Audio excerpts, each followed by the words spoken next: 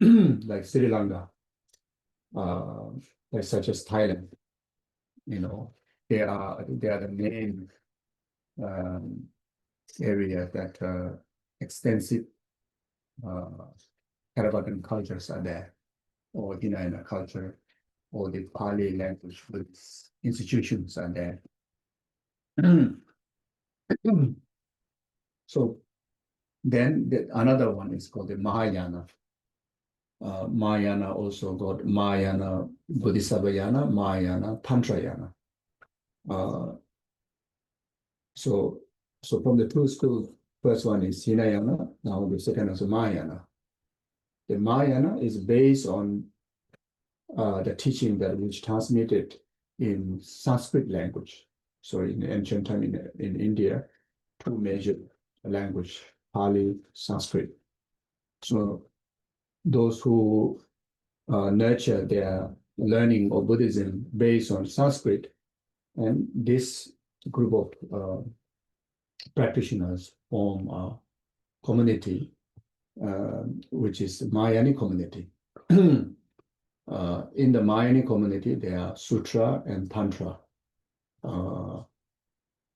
Tantra is big mystic, more practice,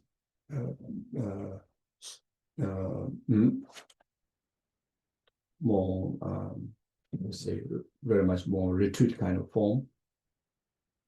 The earlier teaching, the Mahayana Bodhisattvayana, practice more public,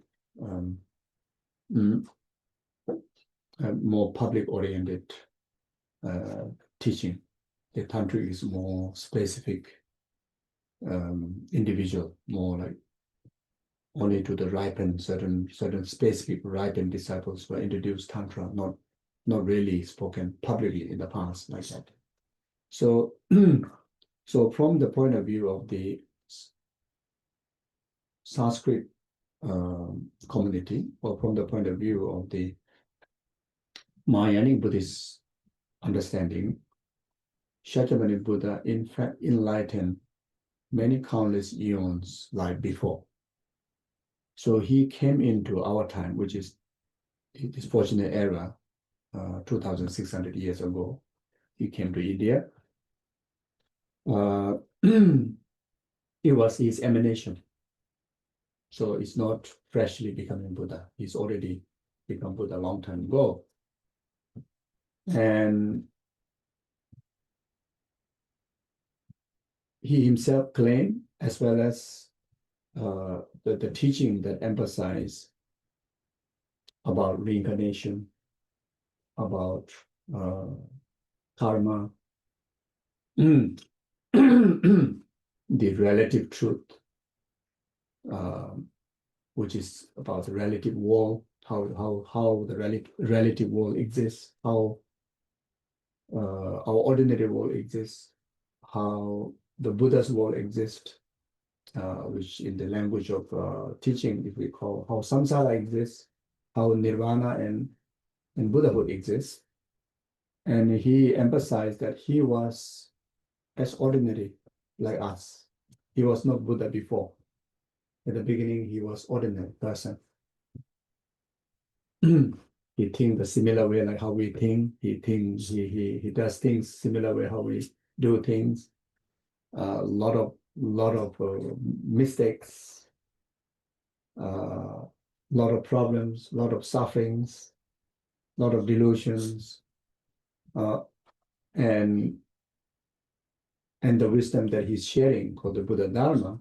He used all this different wisdom. There are 84,000 different techniques, 84,000 different form of teachings. So he used them, and entire his problem was solved. Entire his delusions was gone, completely eradicated from the root, no more return. And even he managed to overcome this human aggregate. He managed to overcome the aggregates of gods, demigods. He managed to overcome the aggregates of animal, hungry gods, hell beings. he managed to overcome even the aggregates of in between the Buddhahood and above, beyond these 60 realms of samsara, 60 realms of cyclic existence, the human, etc. Each of every of these aggregates carries the limitations of suffering, problem. Unless you are like Shakyamuni Buddha manifesting as a Buddha now here, then maybe your body have no problem. Your mind also don't get into any difficulties, ups and downs. Otherwise, we are very familiar. Our physical aggregate is not so easy aggregates. There's so much kind of like sometimes feel okay, sometimes feel something is not right. Sometimes we need to, we feel there's the pain here, pain there. And our mind, our emotion also sometimes a roller coaster. Sometimes it's so up there, so happy, and sometimes it's so depressed. And our feelings, not stable, not all the time feel good, sometimes feel not nice, sometimes feel nothing, blank, etc., etc. All these different realms I just mentioned, except the bodies of the fully awakened one, carry these limitations. So he managed to overcome all of them using these wisdoms, the tools. He also realized that all the problems of like such as human beings, an example, death, experiencing death is one of the most tragic to anyone's life. And death is there because of birth, because of aging, sickness, but where this samsaric birth, it's nothing wrong being born. Like Buddha chose to, he through his own choice, he being born. But the body of these 60 realm beings, and in between, even out of 60 realms, but before becoming enlightened, all those different bodies, even the bodies of the Bodhisattvas,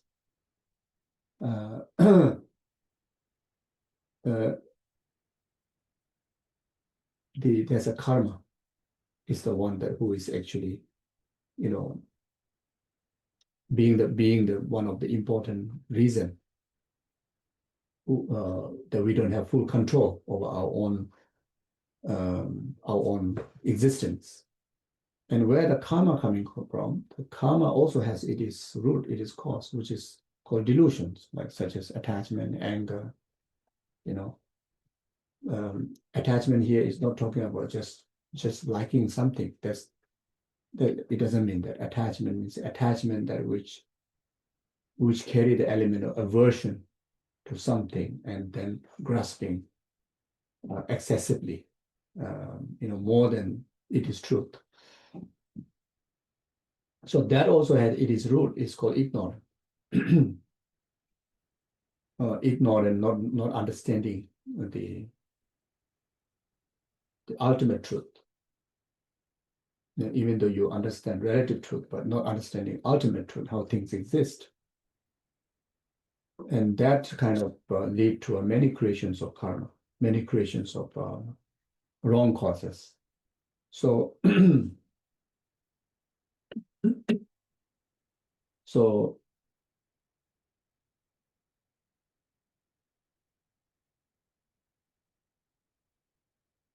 he realized he managed to overcome all of this using the teaching that which he's sharing with us. So the teaching of the Buddha has to be shared by the enlightened one. Then not only Buddha says so, we accept, but the teaching have analyzed by high intelligent scholars. So Buddha's teaching, after Buddha revealed the teaching, then like such as the high disciple, high wisdom disciple like Shariputra, Mongolputra. So there are thousands of his fellow students, which are very high level of concentrations, high level of wisdom. They didn't just accept just simply Buddha says so.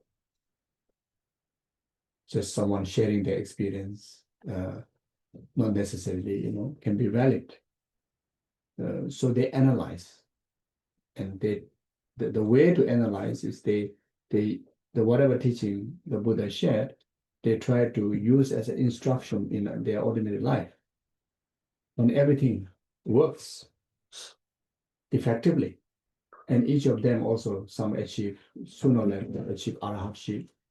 By now, all of them enlightened. Then it has been carried on, even later,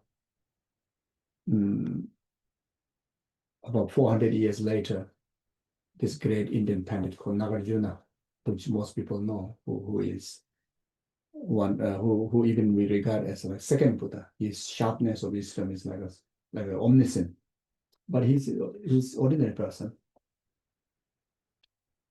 And even though the teaching that validated by Ananda, Shariputra, Mongolputra, his close disciple during Buddha's time, since they are close with Buddha, then whatever teaching compiled, okay, we just take it. And Buddha already said, anything that you share must examine. Don't just simply take it. You must examine. He even gave an example of how the goldsmith would examine the gold. Cut, burn, and then you find the absolute gold, then you treasure it. So you say Dharma teaching has to be like that. So this is the initial introduction of the Buddha's teaching. Whatever I share, it has to be beneficial. So therefore, it is really benefiting or not. You have to validate by examining. So examining many different ways. Examine with logics, reasonings, and one of the main way to examine is through experience. Checking out. Okay, you use this wisdom and see whether my delusions are going away or not. My sufferings are limiting or not. My wisdom is increasing or not. Am I experiencing, stage by stage liberation or not? So 400 years later, the Nagarjuna, Shantideva, Chandrakirti, Atisha, there's so many great pandits who came into existence in one of the world's first university, Nalanda University. Even in the conventional world, I think Nalanda University, Bikramshila was, I think, first university, definitely before Oxford and Cambridge. So it's, I think, one of the first university which has the learning, which is the learning center of all the 5 sciences, not just Buddhist teaching, but all the knowledge, And there are outstanding 17 pandits came into existence, and they analyzed the Buddha's teaching, and they applied, and each one of them, from ordinary become a Bodhisattva, from Bodhisattva become a extraordinary Bodhisattva, Arya Bodhisattva. Then after that, they travel, like stage by stage, and by now, definitely, without doubt, is enlightened. Then after that, the tradition didn't stop there. Atisha traveled to Tibet. Pema was one of a very prominent scholar in Nalanda University, Guru Pema Sambhava. And he traveled to Tibet earlier than Atisha. Then later, Atisha traveled to Tibet. One of the 17 pandits is Atisha. And he was the crown jewel of the Panditas. Panditas means, the like in our language, the PhDs, like really expert in their own fields. So he traveled to Tibet. Then he shared those validated wisdoms of the Buddha up to then, and he shared to the Tibetan masters, or the Kadamba masters, one of his hard disciples is lay practitioner like you all here. So this is very important to know, not just monastery world is the Dharma practitioner. Monastery world is a very small number.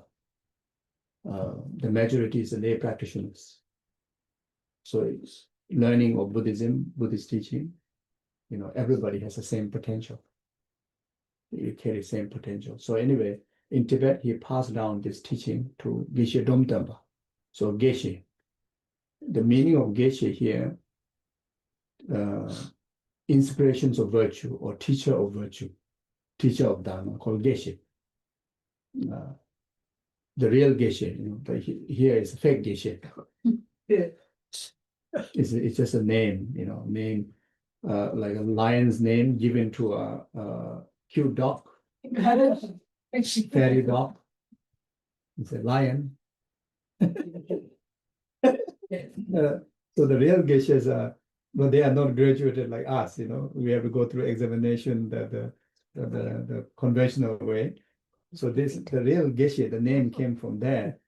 Who in realization, they were truly the speaker of inspiration for the students and embodying the practice, embodying the wisdom. Even though they are ordinary, but the wisdom is equal to Buddha's wisdom, because entire Buddha Dharma is embodied in them, in their wisdom. You see, so so they too didn't just simply accept, Buddha says so, the Indian Pandit says so, or this crown jewel of Indian Pandit bring this wisdom to the Tibet and share with us, and we just take it. No, they too analyze extensively through logic, through reasoning, and through experiential examination, applying to their day-to-day life, without going away from their culture. They are Tibetan. The culture is totally different from India. Climate is different. Everything is different. Due to the environment, the mindset also different. Like the Tibetans now, here Tibetans are sharing Dharma to the Western world.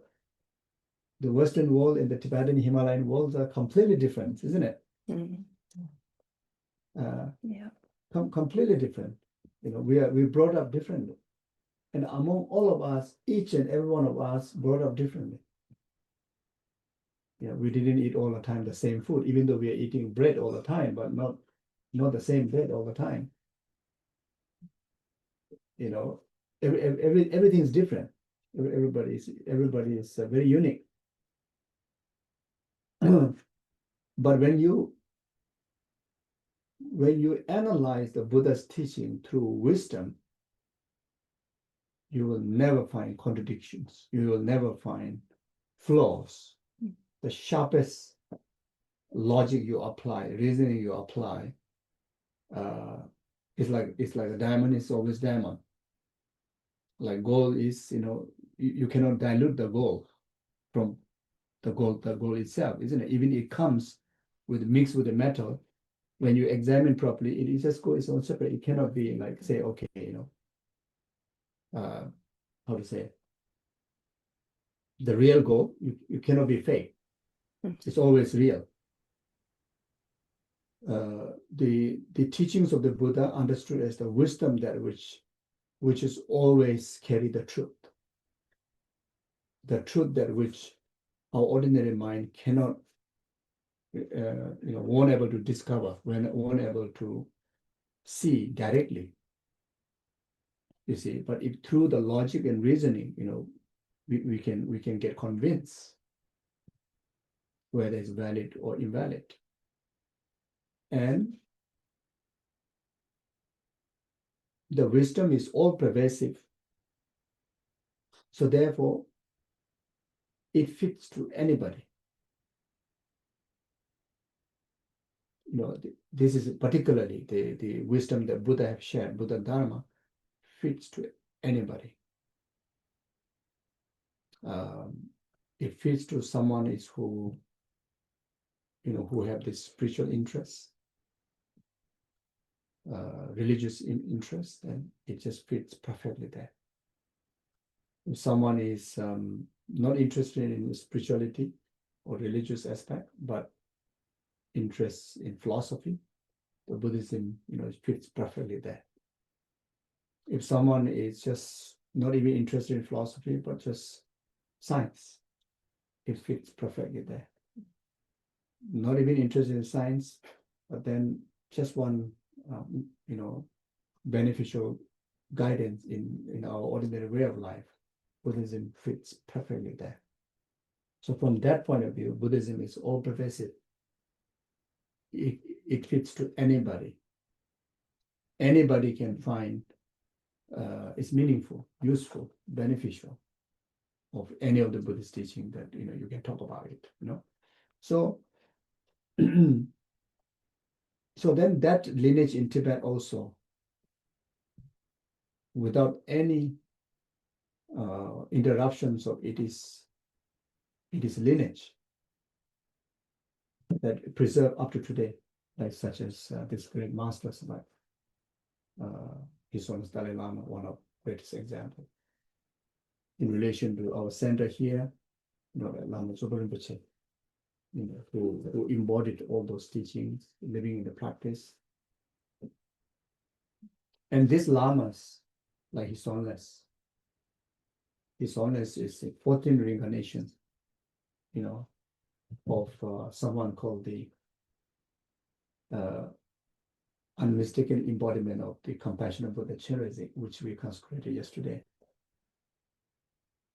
But still, in this life, this 14 reincarnation, since young, he did rigorous study.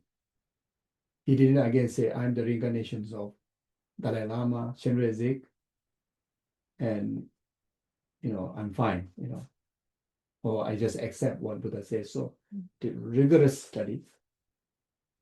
Maybe he did the most study. Again, he analyzed. He applied the teaching in his life. And His Holiness Dalai Lama can be the one of the closest, most obvious, nearest example, the proof of how Dharma benefits. The main purpose of the learning Buddha Dharma is, even though we call the language enlightenment, but enlightenment is nothing other than state of everlasting happiness. We want happiness. Everybody's looking for happiness. Definitely, who will look for suffering, isn't it? Everybody's looking for happiness. And also everybody looking for genuine happiness, true happiness. And also not for temporal. They want happiness that is lasting, that is perfected. That kind of happiness. And the name that from Buddhist teaching point of view, giving that perfected happiness is called the enlightenment, liberation. And the liberation, enlightenment can experience very much achieved through accumulation, not like one whole thing, just can obtain, someone throw the ball and just accept one round thing, and I receive the ball, or not like we have to accumulate. Liberation has to be accumulated stage by stage. Enlightenment be accumulated stage by stage. That also understand now, enlightenment can be experienced stage by stage. Even from this very first day, if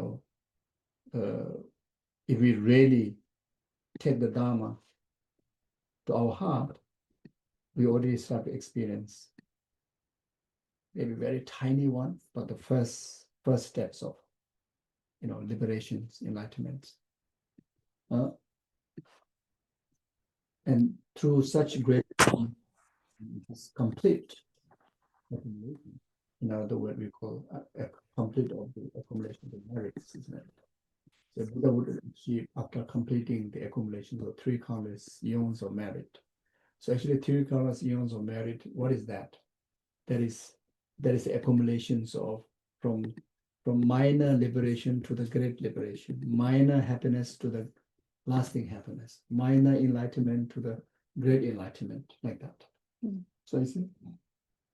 So Dalai Lama, I was giving example, his son is Dalai Lama. This year celebrated 90 years old.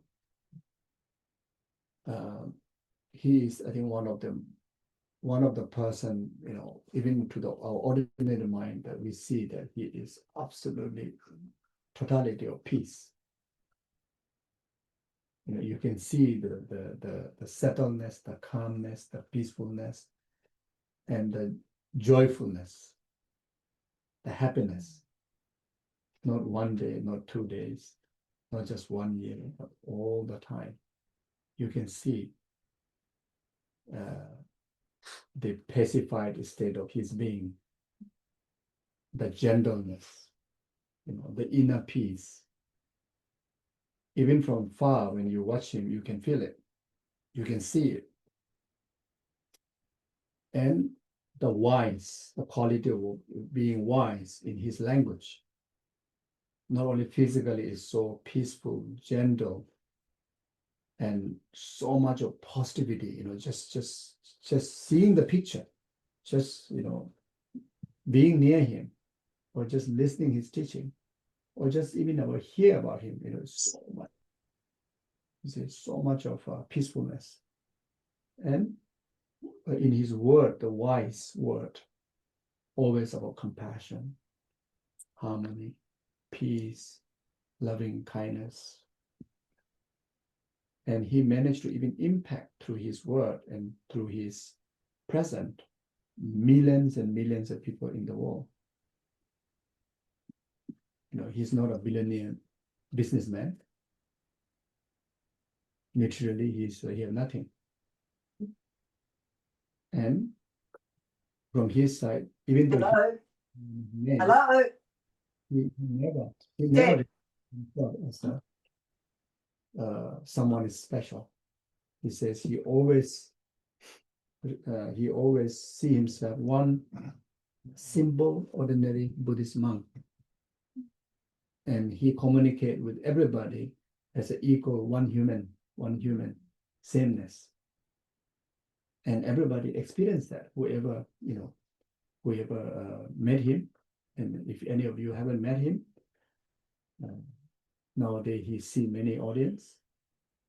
The moment you want to see him, apply it, you will get a chance to see him, and you will have that amazing impact, amazing experience, the experience of someone living in true happiness, someone enjoying life in true happiness, and absolute inner peace. Absolute inner peace, you see. And that is because of his, he even saying out that, because I practice Dharma, because I'm practicing bodhicitta. I practice humility, means he practice emptiness, means no ego, humility. I practice loving kindness, compassion. I say that brought him to this position in the midst of this chaotic, we call samsaric world, especially for him, what he experienced in relation to Tibet, that what experience, the revolution, etc., etc. He went through all those processes, so much of trouble, difficulties, but he never lose his coolness of inner peace, happiness, strength. That's amazing. So it's because of he too, just like the masters of the past, study. Then after that, he not only studied, but applied those teachings as instruction to day-to-day his life. And he accumulated all those merits. And he's experiencing enlightenment and liberation in this human ordinary body. So So Dharma is something that if you really serious about it, it's not just a word, not just word. So it really has it has impact, So I think my point about is the mandala offering. So when you reveal the Dharma teaching, you at least it's not I was talking about like qualified teacher, qualified student, to reveal the Dharma, you have to go through rigorous study. Then also, try your very best to apply those teachings and you have to that's one of the major quality that you need to that you can be in a position to lead the discussions, share the Dharma. That's what I'm trying to say. And from the listener point of view,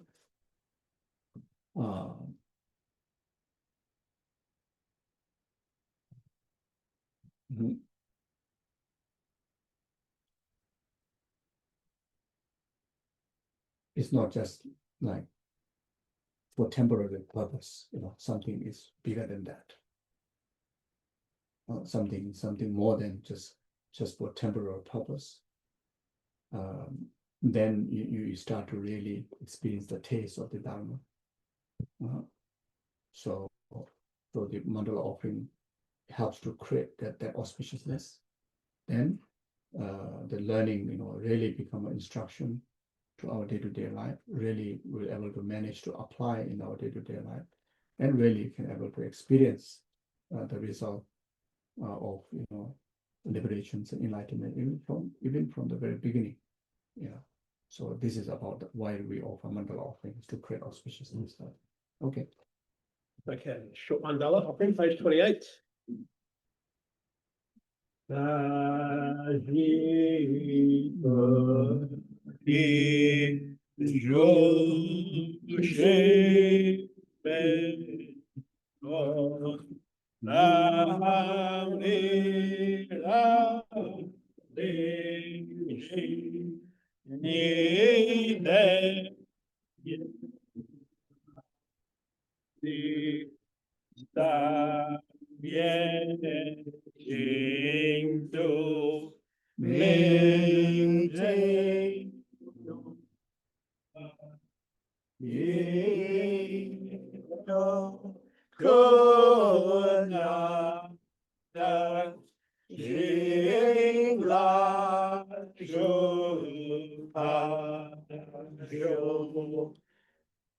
Ye Dhamma Guru Ratna Mandala Kam Okay, so we take refresh refuge in Buddha Dhamma Sangha. While reflecting in the qualities of the Buddha Dharma Sangha. Buddha, as I mentioned before, someone enlightened, carry all the qualities of the great wisdom that has benefit of causing liberation to all the sentient beings. And Dharma is the wisdom that which is the antidote. The Sangha is the communities that which individuals who live on the path, very much completely in the service of numberless sentient beings' happiness. So thinking about that is very inspiring. Then one should too, inspire to become just like the Buddhas. So in order to do that, then you need to cultivate the path. In order to cultivate the path, need to learn what those paths are. So even for that, it requires so much of conducive environment, so having time, having interest. Not easy to have interest in Dharma, not easy. It's not because Dharma is not beneficial, because of requires so much of merits, meritorious, conditions. Yeah, so Yeah, so therefore, dedicating entire our existence, in particular this whole life, and this very 2 days of our time together here, and this very session to be dedicated for the benefit of numberless sentient beings, happiness up to enlightenment, in the service of preservation of the beneficial wisdom, like Buddha's teaching in learning and realization of the stages path, and for immediate level, oneself to able to be a positive environment to all the others that will come in contact with you, and including all the places that where you exist. That because of others' happiness, or because of others' positivities,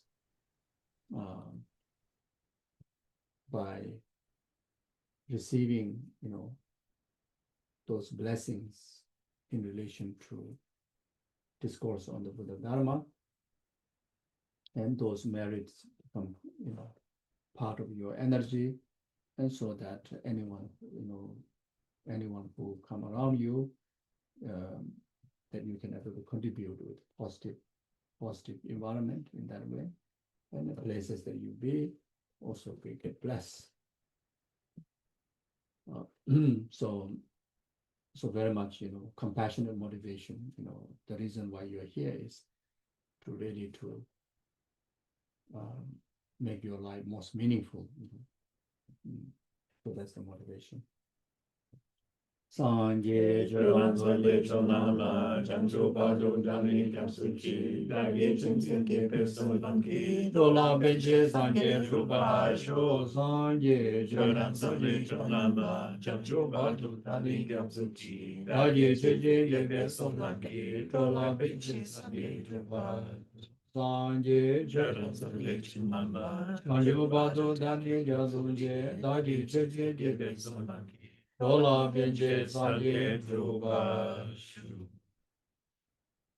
Yeah, salutation to Guru Sri Buddha, salutation to all the lineage Buddhas. Tanguye to Jene Rone, Dawadam Jepom Bejere, Tambeju Nege, Tony Niji Sundo Juben Lama Seji, Senju Kanje Dende, Chana Beno Tese Jazo, So on the floor, Da Yu Qin Ye Lo. Okay, thank you. Yeah. Good morning, everybody. That's all. No more. No more for the no more. You didn't want to read that? No. No. Sorry. And also those who are online. Yeah. Good morning, good day, good night. They're waving. Yeah. Okay, so Do you want me to go? Excuse me for a minute. so the talk or the topic is on refuge. And there's one particular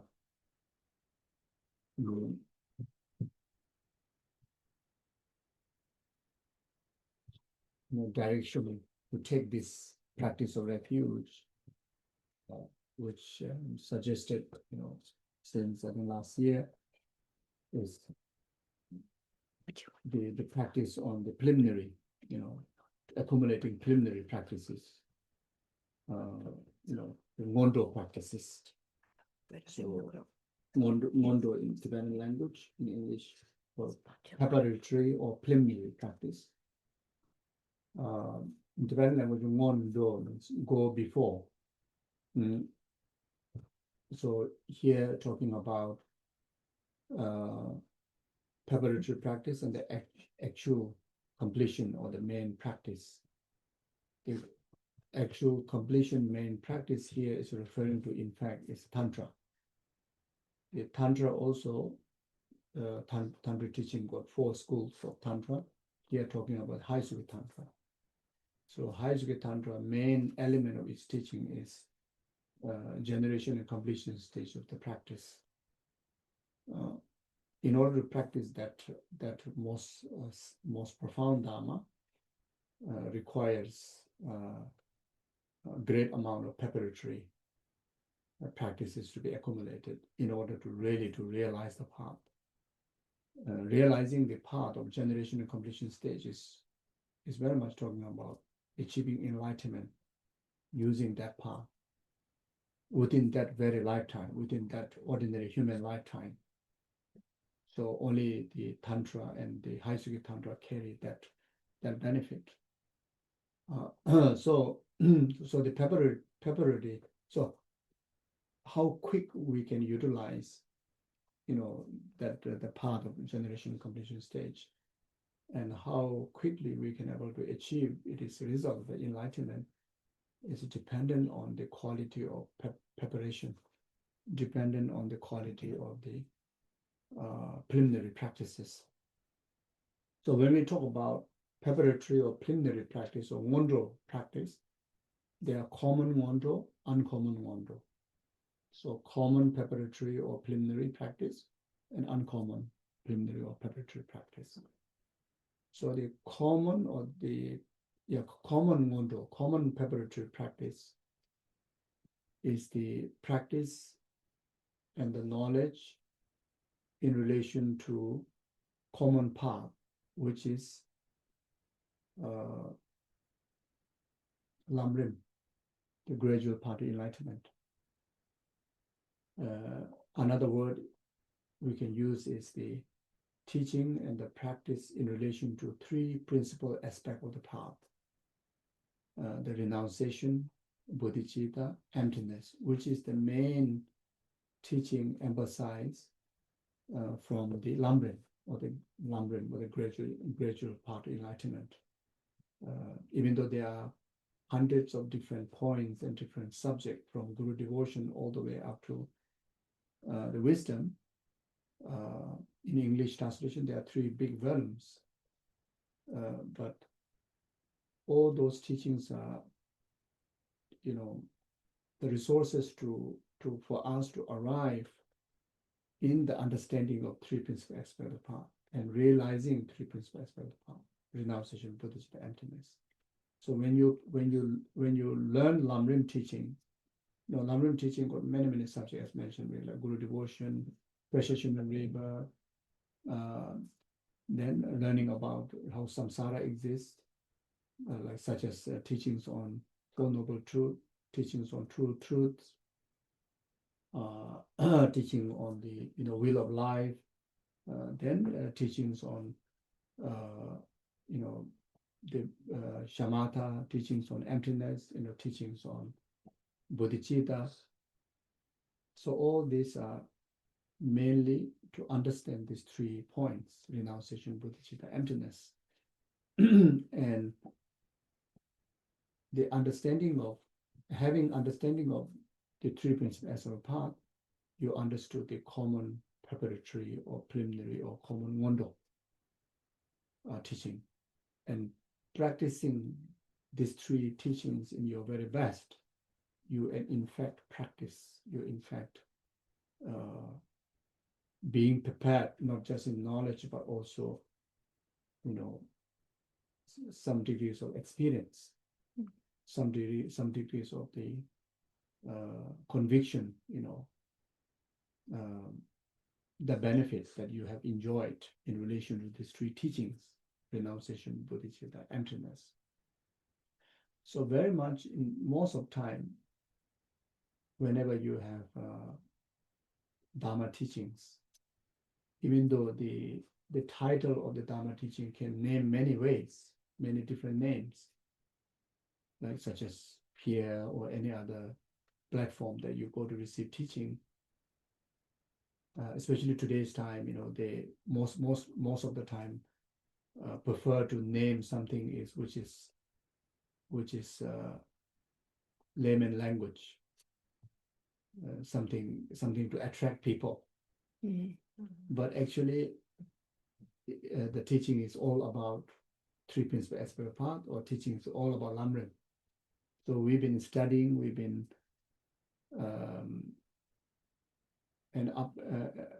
studying Lamrim for a long time, honestly. very much all the conversation happens whenever there's a Dharma gathering in the center or anywhere. As long as there's Dharma conversation, you are actually in the conversation in relation to Lamrim. In the conversation, something to do with the topic that taught within the Lamrim or gradual path to enlightenment. So from that point of view, we've been studying Lamrim long time, and Lamrim is the teaching that which we have to study forever. Until enlightened, we have to study. The more you study, the many great more to learn. Because the study of his teachings is complete when we gain the wisdom of study. So just having the knowledge, what the text says, what the lecturer says, not good enough. We need to gain wisdom within, and that wisdom comes in the aspect of conviction. And the conviction requires, again, like logic, reasoning, and experiences. So there are many areas, even though we have heard so many times, we are very much kind of like accepting whatever the teacher is saying, whatever the text says. We didn't really do much of our own logical observation. Or sometimes we don't even apply our common sense, so just very much rely on the teaching. And we may think that we have gained conviction, but if we are cornered, if we are tested, then sometimes we may lose our conviction. So when we gain wisdom in relation to learning, then towards that knowledge, even how tough test that comes in your way, your conviction will not lose.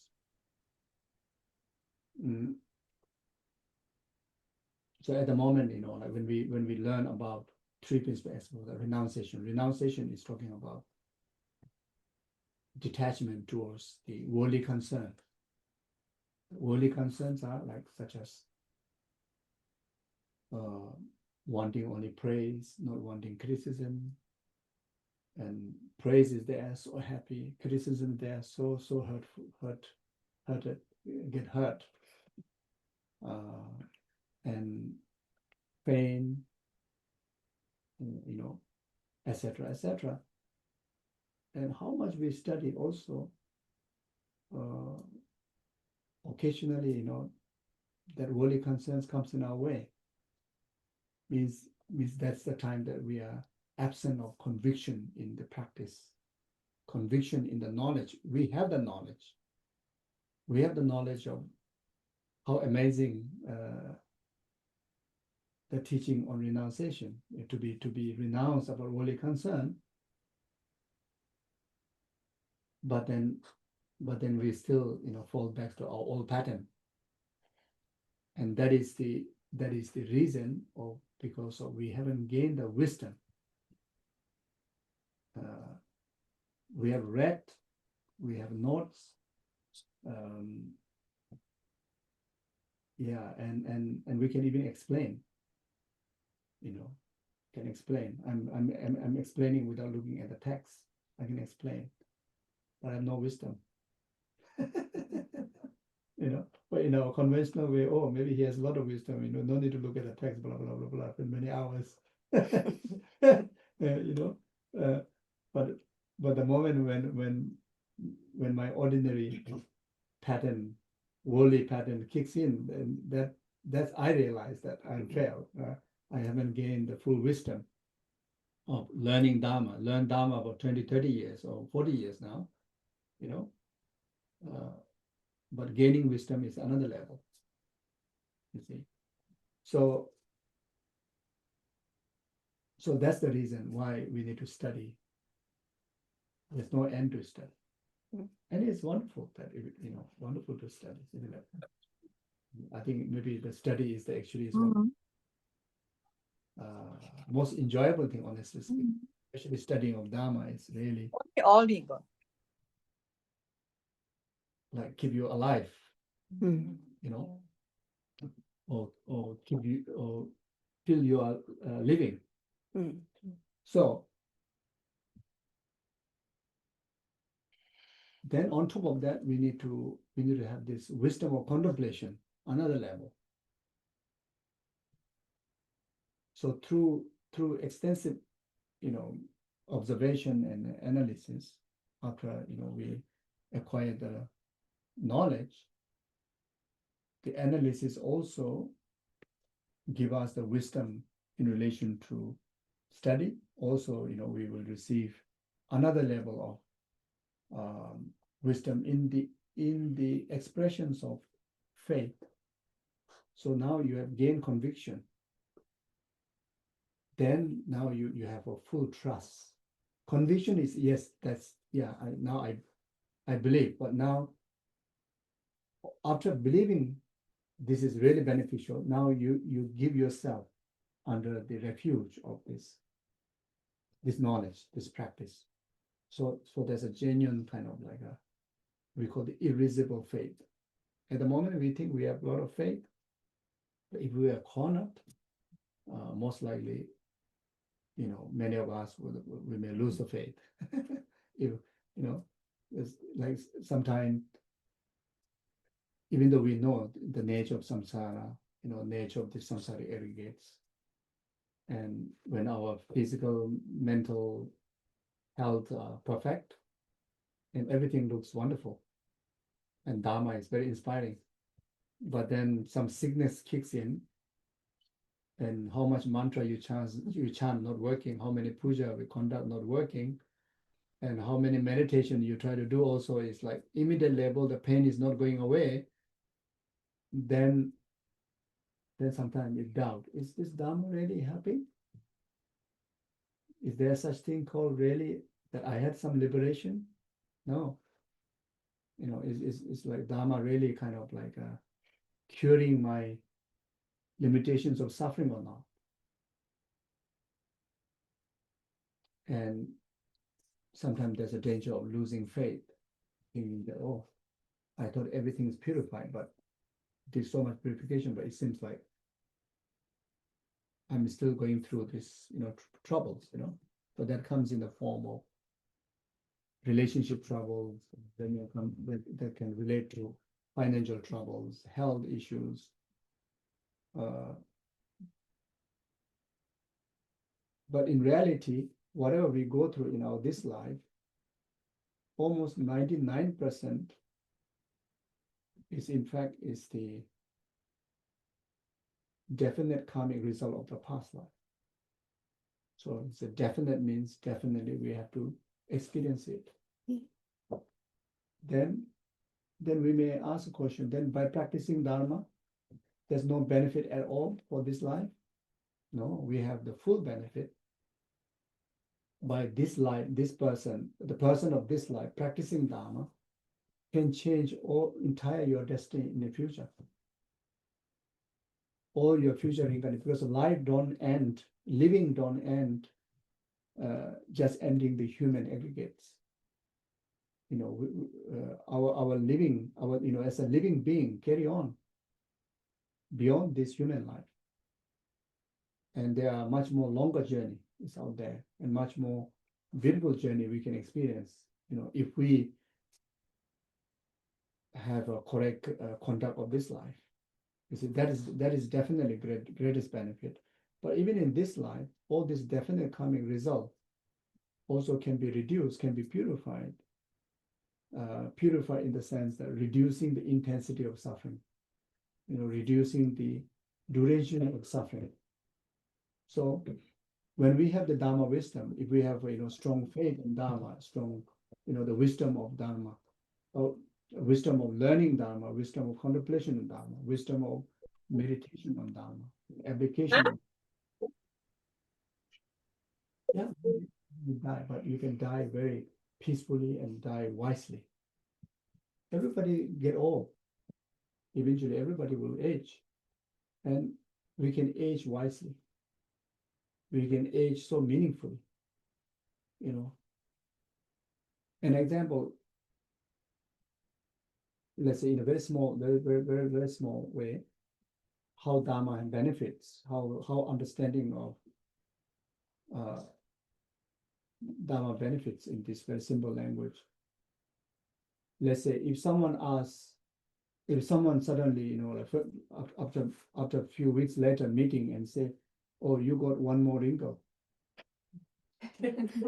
Last time I saw you, there's no wrinkle, and now got one wrinkle on your forehead." And you say, "Last time I saw you, there's no white hair. Now you got white hair." That would be most offensive, isn't it? You know, sometimes we have to lie saying that you look so young. You know, even though you definitely look much older than last year, you know, you say you still look so young. And you also say, "Oh yeah, you know, I think I look young." No, actually it's not. You know, you know, you lie so blandly, you know, right in front of your face. You know?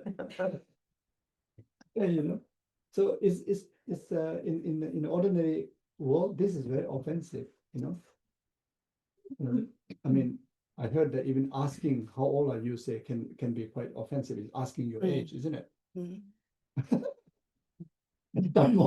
Before asking your age, you look older than last year. That would be worse. So, but then, if you know that you are living life very meaningfully, you didn't waste your time in the limited meanings, and you're using in your very best, you know, full potential, you know, your wisdom, your strength, you know, physical strength, and your speech, you know, everything in the service of bringing happiness, genuine happiness to yourself, genuine happiness to your family, genuine happiness to the environment. You're always contributing in your very best, you know, for the goodness of the world in your very best. And the sign of one extra gray hair is actually is like ornament. It's like a reward. If I pass away 1 year before getting that white hair, that's a disaster. Yeah, I don't have to kind of I don't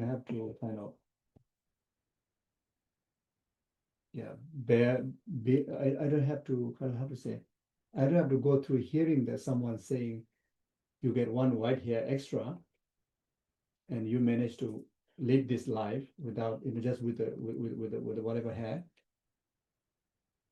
It's more disaster than that, you know, you live one more year being like most meaningful, and someone saying that now you are older and you have more hair, more gray hair. So it's a good news. Is a praise. You know, just way how you think, isn't it? So Dharma teachings, you know, make you teach us how to have that kind of thinking, that kind of understanding.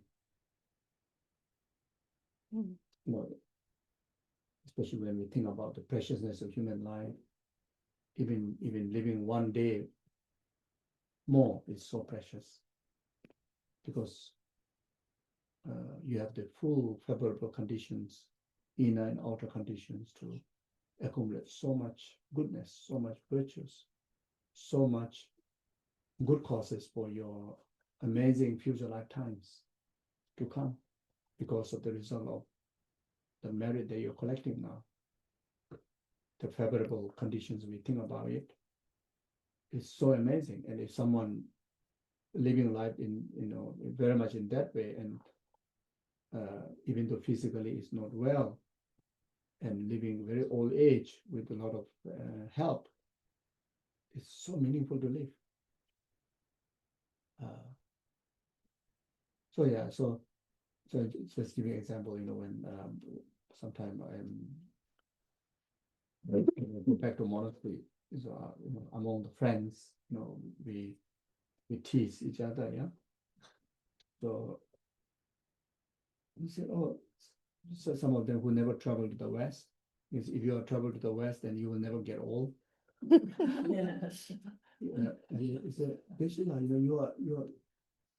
you are hardly here. You're all the time in the West. But how come you got so much gray hair? So if I don't have the Dharma understanding, it will be so offensive. So I was saying, oh, thank you very much. Actually, I never realized that I got, because I never look at the mirror to see whether I got hair or not. Now you tell me, it's wow, thank you so much. I'm so lucky to live up to today to witness this gray hair. And I really hope that may I live such a meaningful life until entire my hair is completely white. Not with a dyed one, natural one. Then he was confused. So just an example. You feel so happy. You realize that, wow, I managed to live a life until I get gray hair. I didn't pass away. I didn't lose this amazing, precious opportunity, to cultivate the Dharma, to be among beautiful, amazing people, and try. It can be very tiny, but your motivation is try to be in the service of sentient being, service of gathering the virtue, preservation of Dharma, be in the service of this, amazing Bodhisattva, the gurus. Wow, you felt so fortunate. It's like that this person made my day to realize, because you were unaware of that. Suddenly you realize, wow, I lived long enough, accumulating so much of goodness. Those I got up to gray hair. You see. So, but if I'm not in that position, I think that person forever is not my friend. And no way I want to see him anymore. Because you're going to count another more gray hairs. So yeah, so it's talking about Mondro. So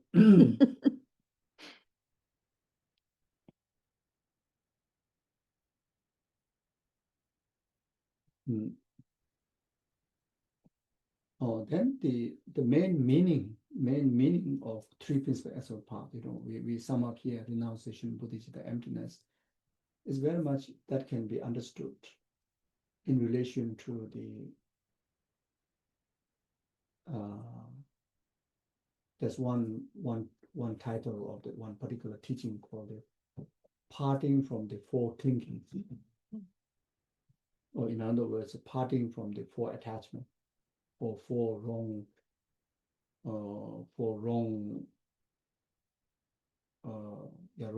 mind, or the wrong perception, or wrong clinging, or wrong graspings, or also in another way is a four non-dharma mind, for parting from the four clinging. So this is more straightforward, illustrated meaning of renunciation, Bodhicitta, emptiness, or more more loose meaning of renunciation, Bodhicitta, emptiness. The first one is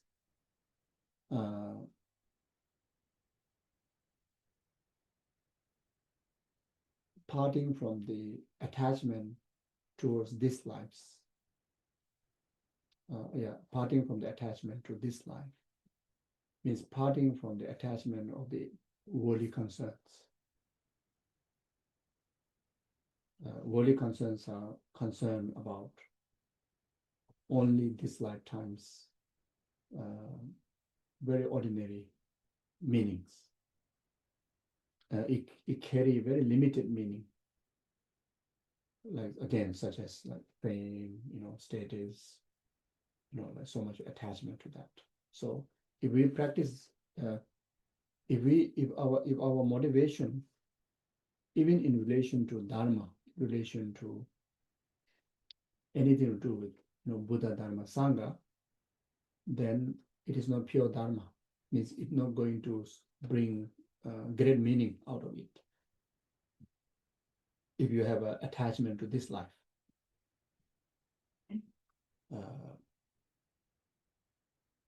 In one way,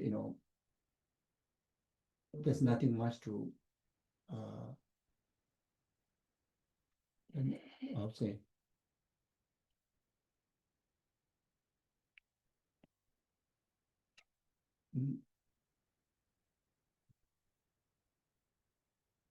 yeah, about this life, the time is in fact comparing to the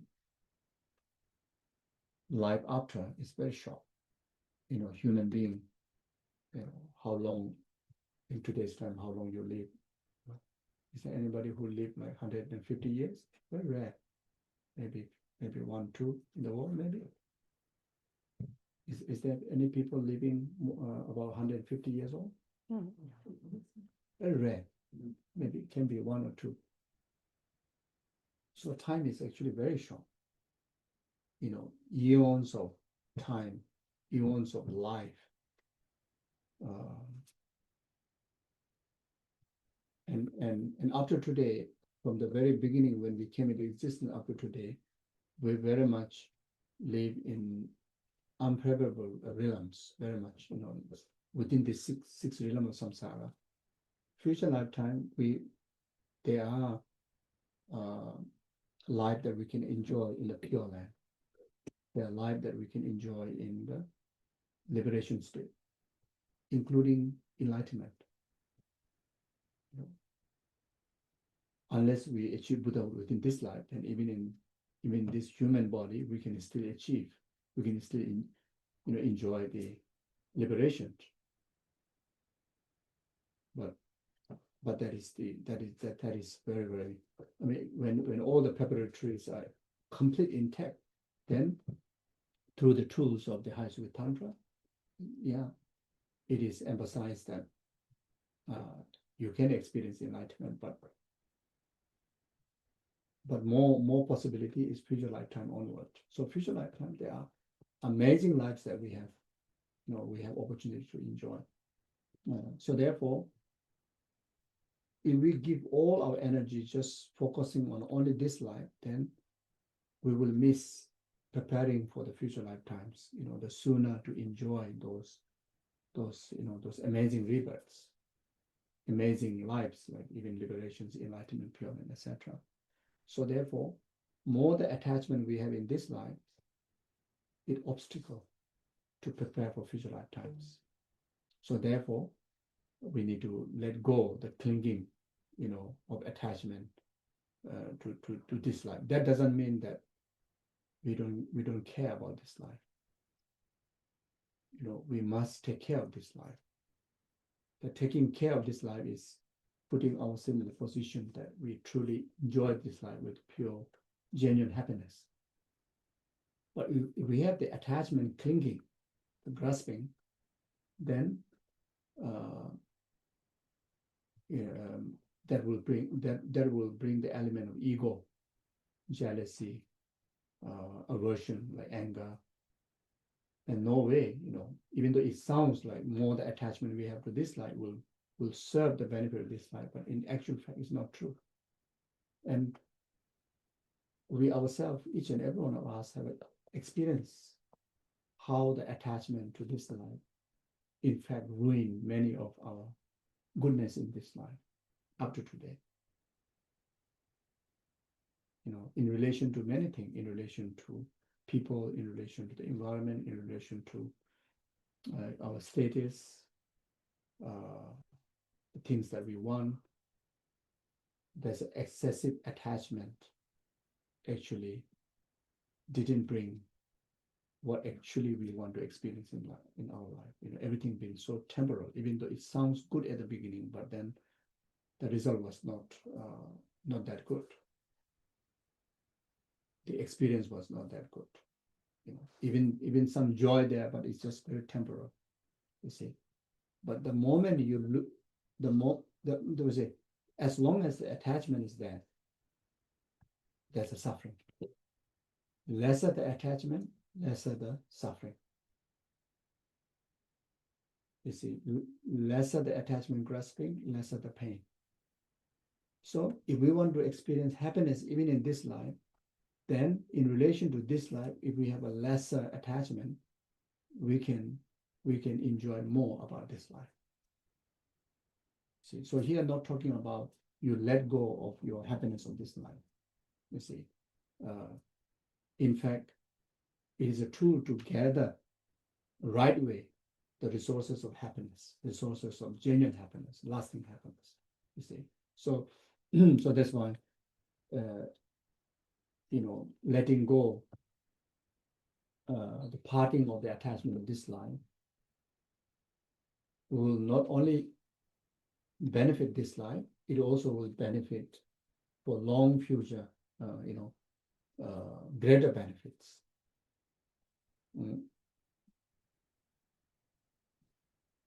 By parting or by letting go of the attachment to this life's purpose, you will have better relationship with your partner.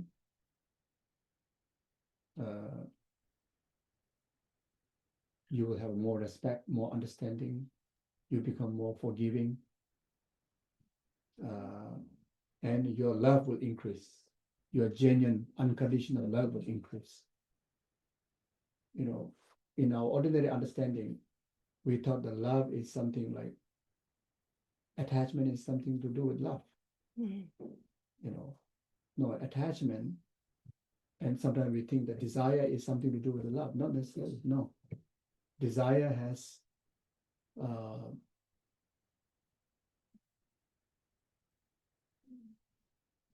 the desire that we've been, what we understand. Very much, most of those are actually delusional. You see, there are such called desire that which has the element of wisdom too, but very, very subtle. To this ordinary mind, the desires are very much delusional. So delusional is something that which carry the element of ignorant. And once ignorant is the main force behind the desire, and you have no clarity about what you are thinking, what you are doing, what you are going into, and very much always disappoint you at the end. You thought that this life is like permanent, always stay youth, and one day disappoint that no, actually it's not. It's not always youthful, always healthy. One day just strike, something goes wrong with health. But the permanent attachment is the desire. The permanent grasping is, in fact, is expressions of desire. Attachment, desire, attachment.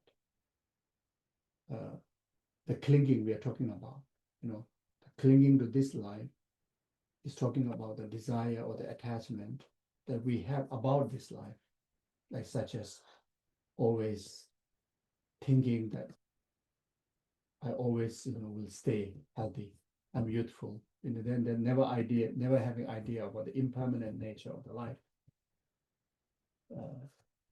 Also making commitment with the relationship, there are so many relationships, not reciprocated relationship. There are many relationships that from one side have a totality, absolute fixation. And this is the idea of attachment. It's like, I like this person, this is going to be my partner. And the glory, the perfectionist is like fixation, like ever like that. And since this is the invitations to wisdom, the reality is everything changes. Will never stay the same as what you first perceive it. And when little changes comes, disappointment comes. You see, the slight limitations that occurs in relation to the first first time perceiving, how things are, then that disappoints you, that really hurts us. And that is because of there's an element of ignorance behind. But if we have, okay, is someone falling in love with somebody?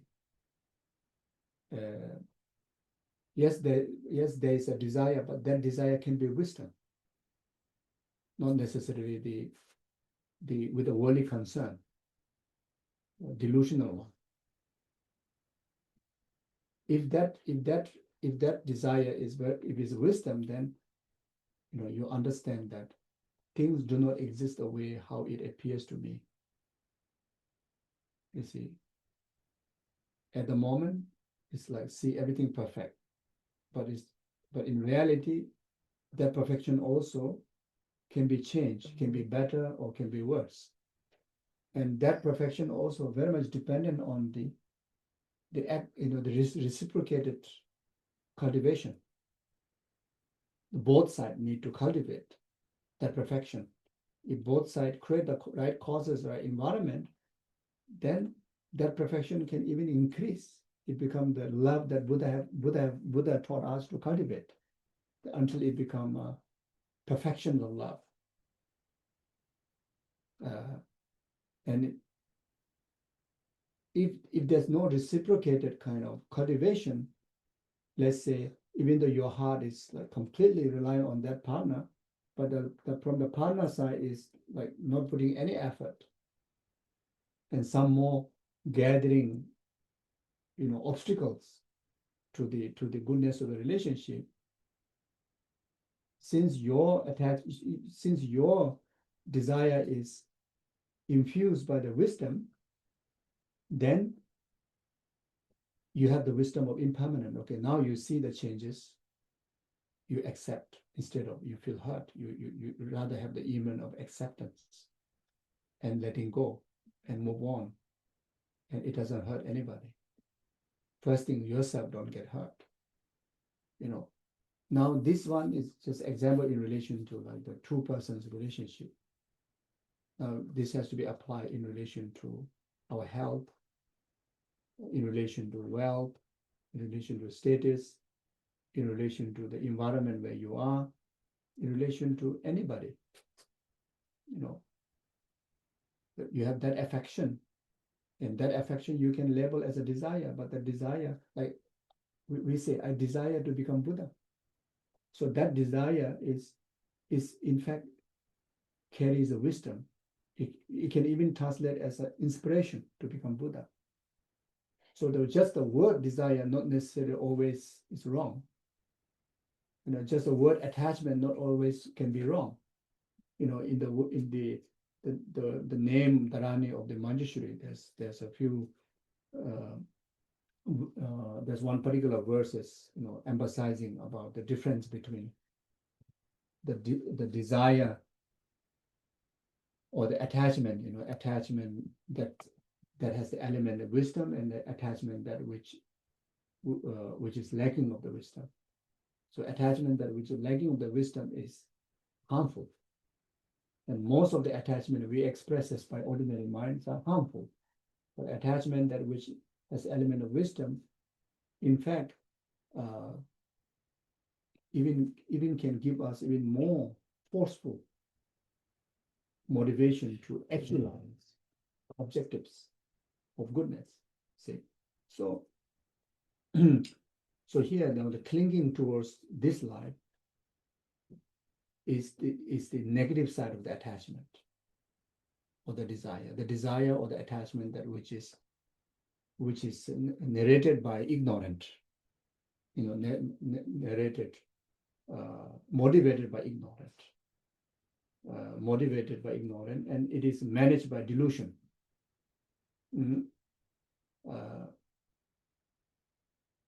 So therefore, when we practice Dharma, the motivation is we practice Dharma mainly for the benefit of future lifetimes purpose.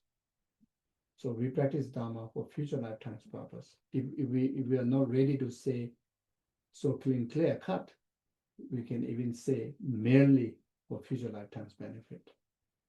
For initially we feel like if we are not clearly discussed, we may feel like we need to completely let go about this life, completely neglect about this life. We are not talking about neglect about this life. We are talking about put aside the importance of worldly concerns because there's no benefit. But if you work for the longer journey, which is practicing of Dharma, then that naturally bring all the goodness of this life too. You see, so this is the first clinging. Then,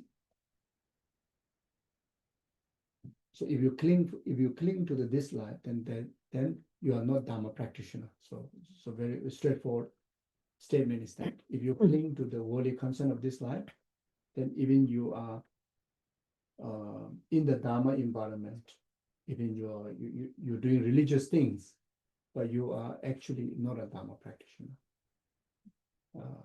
Your practice of Dharma or worldly Dharma, you are in fact accumulating still samsara. So this is talking about. Then the second one is the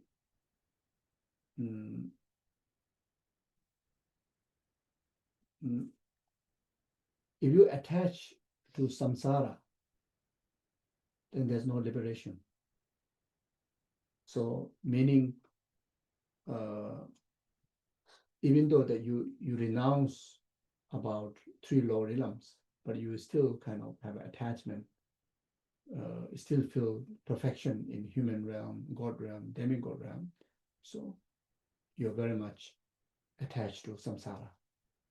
And you still not really understanding the limitations of karma, not understanding the limitations of how destructive the delusions are, like such as ignorance, such as anger, such as attachment, means you are attached to still samsara. You see. Another word, whatever you do, if you are not antidoting to purify karma, delusion, and the existence of 6 realm, then liberation is not possible. So when we practice Dharma, everything should take as an antidote to purify entire contaminated aggregates, including it is cause karma and delusion. Contaminated means contaminated by karma and delusion. Anything is production of karma and delusion are called contaminated aggregates. Why we call our life is samsaric life. Samsara means suffering. And here the samsara, the suffering, referring to pervasive compounded suffering. And how you define pervasive compounded suffering, it defined by things that which productions of karma and delusions are pervasive compounded suffering.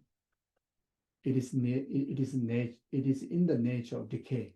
That's why even how youthful we born, one day we will age and decay our physical body. How sharp mind we carry, we are born with. One day, we have no memory, we forget everything.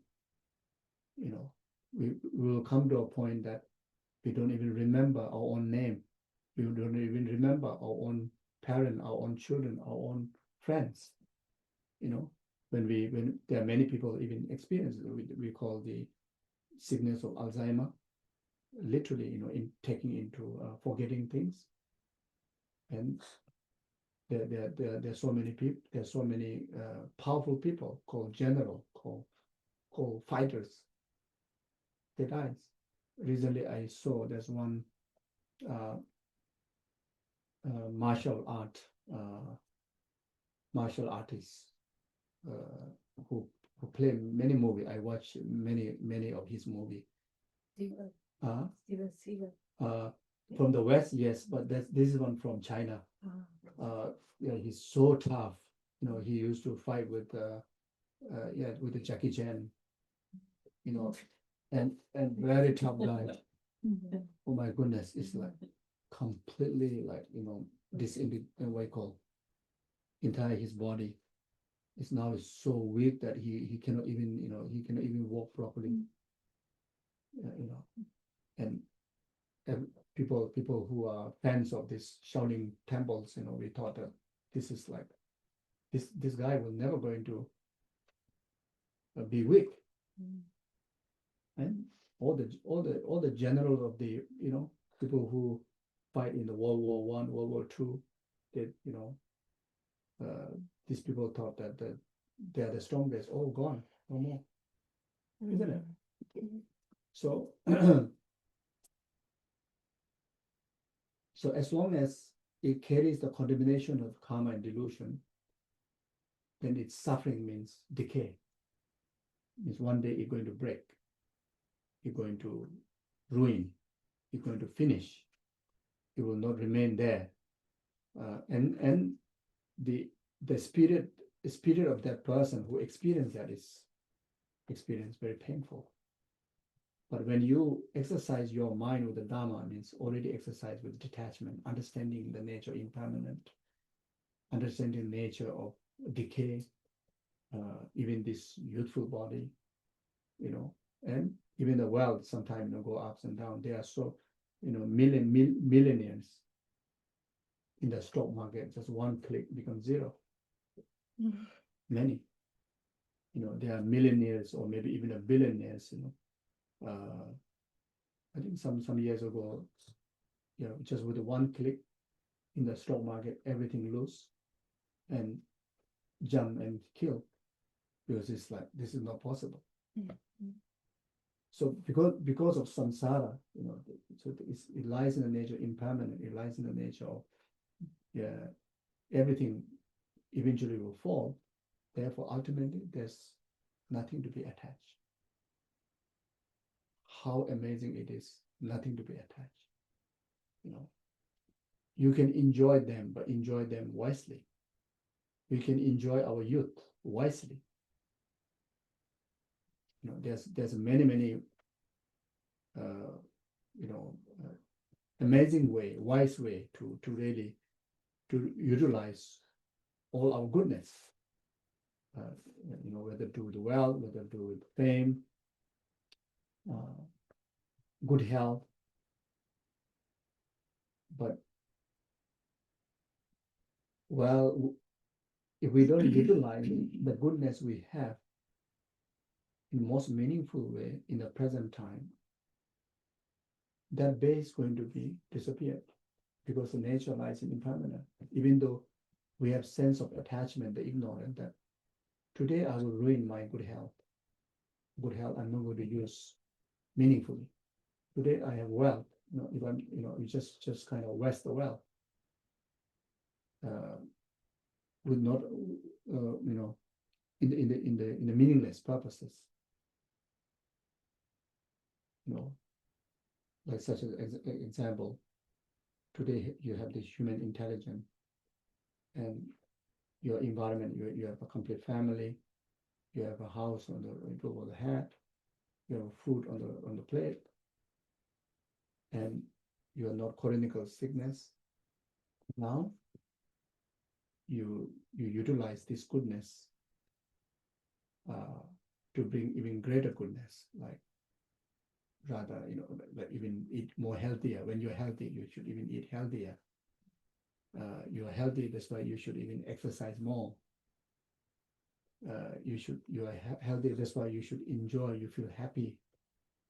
You have this healthy environment, as we're talking about complete family, etc. Spend time with family, express, genuine love, genuine respect, service, have nice picnic, nice talk,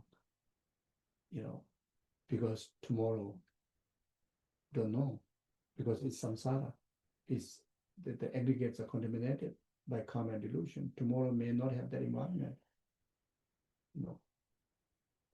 Just recently, there's a big earthquake happened.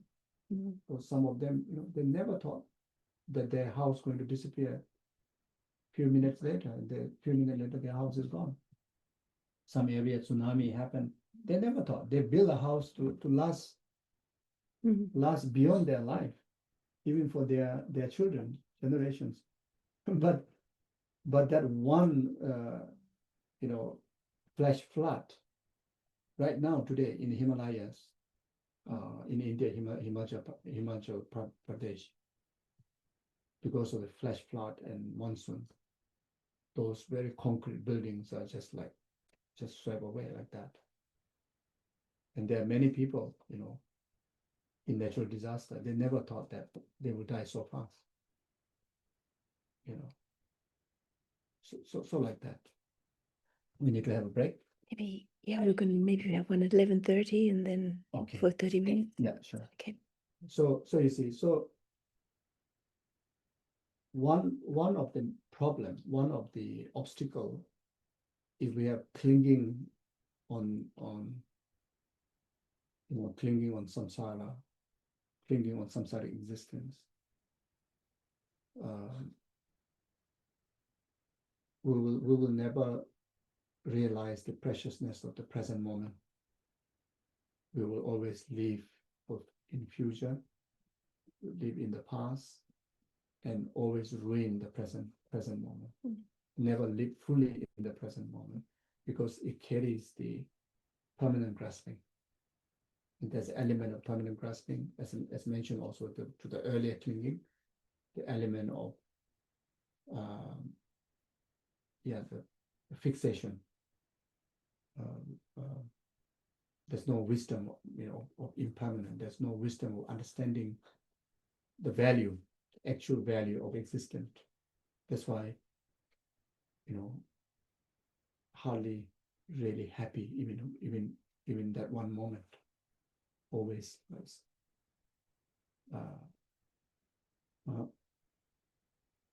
even though you have the full potential to be happy, but you are unable to be happy. Carry full of baggage of the past, even though it's already past, will never come back. How many people suffer because of we are holding on to some mistakes happen in the past, wrong actions of others that happened in the past, our own wrong actions of the past. So many people suffer. So many depressions actually due to, holding on, grasping of the samsara of the past. And there are so many people who are unable to live in the present, live fully in the present moment because of suffering, bring forward the uncertainty of the future. The actual reality is uncertainty. There's no certainty. The wisdom will understand the actual reality is uncertainty. And that will, because of you realize the truth, uncertainty, you will make sure that the certainty that you have is certainty I'm alive now. Certainty is that I have family now. Certainty is that I have health now. I can still walk, I can still, eat, and foods are available, blah, blah, blah. That's the certainty. And that present moment, you will start to live fully. And you have this open mind of this uncertainty of the future. It's not a fixation. So that open mind, if the tomorrow is there, again, the same way, how you live fully today, how you enjoy, you live, like really most meaningful way today, you will live another tomorrow, will live so meaningfully, so joyfully, so happily, because of that open-mindedness. If there is such a, on the basis of such open-mindedness, if there is a life similar like today, another 30 years, you will live 30 years happily. Otherwise, that fixations of,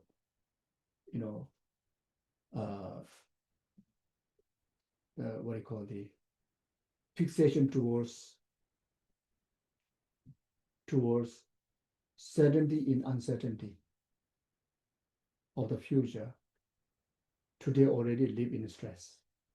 Now you live in stress, and tomorrow again you live in stress, and the rest of your future life the rest of your future time in this human life will only live in stress. You see, so Dharma practice is also something that you're able to manage to settle in the present moment,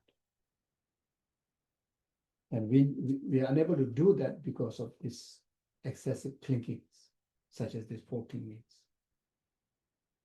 The because of the ignorance, because of the false mind, wrong perception. And so that's why there's no absolute peace. Didn't manage to spot that one particular day that I was really, I can remember it's so deep imprint that I was so happy. But we have a lot of days that we said that day was ruined, that day was something went wrong, that day something went wrong. Very difficult to find that day was like blissed. You see, so as long as we manage to live fully in the present moment, we can find that particular day that we live, we live in a full force of genuine happiness. That called inner peace. You see, as long as all these clingings are away, then we're able to conduct our aggregates completely in a settled mode, including our mind in the very settled mode, so like that. So Dharma, in fact, supposed to bring that help. But if we don't know how to practice Dharma, and Dharma also becomes a source of anxiety, like even in enlightenment, want to achieve enlightenment also become a source of anxiety. I suppose to achieve enlightenment today, but not happening. No, I supposed to complete 100,000 retreat, but the mantra is not finishing fast. So within 2 hours of retreat session, you come out with more anxiety. So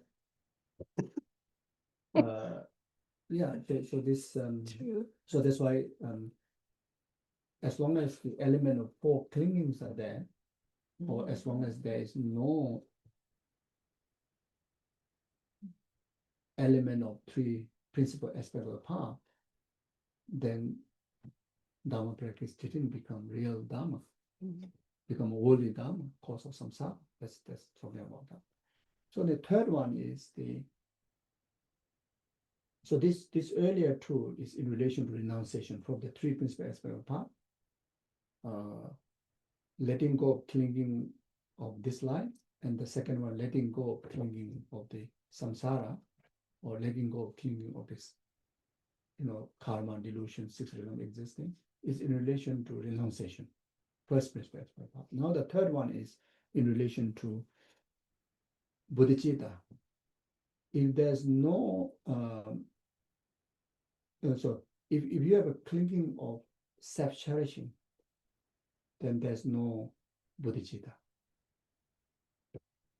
So if you don't let go of this self-centered attitude, then there's no room to have the bodhicitta or great compassion.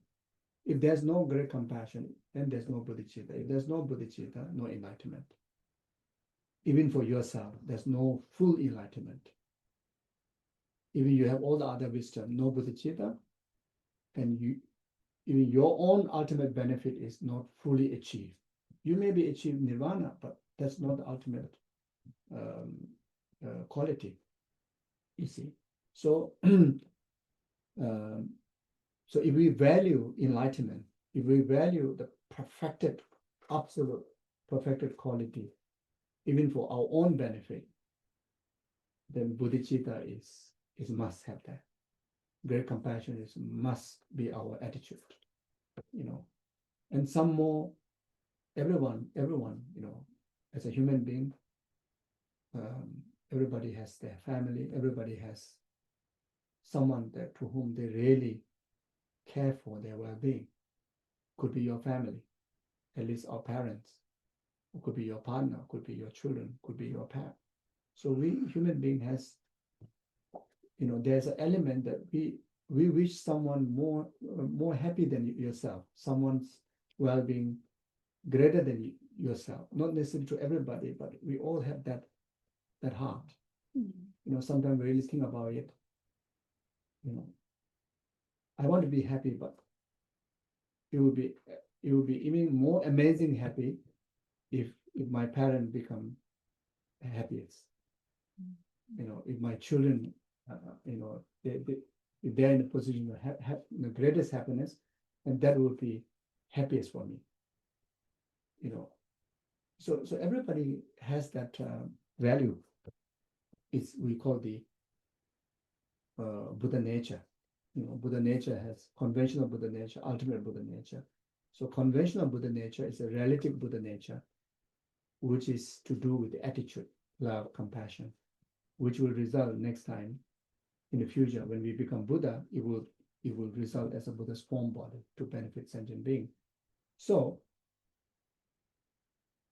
if this heart is not discovered, if this value is not discovered, and you still live a life in the narration of ignorance, then you will have a thinking about self-centered, you know, everything about self-centered purpose. Everything is in the service of self-centered agenda. So as long as that clinging is not let go, there's no room to actualize bodhicitta. So therefore, the third clinging has to be eradicated. Now, the fourth one is in relation to the third principal aspect of the path, which is emptiness. So if there's no correct view, there's no selflessness. If there's no correct view, there's no liberation. So as long as we continue to hold on to dualistic view, inherent view, permanent view, as long as we hold on to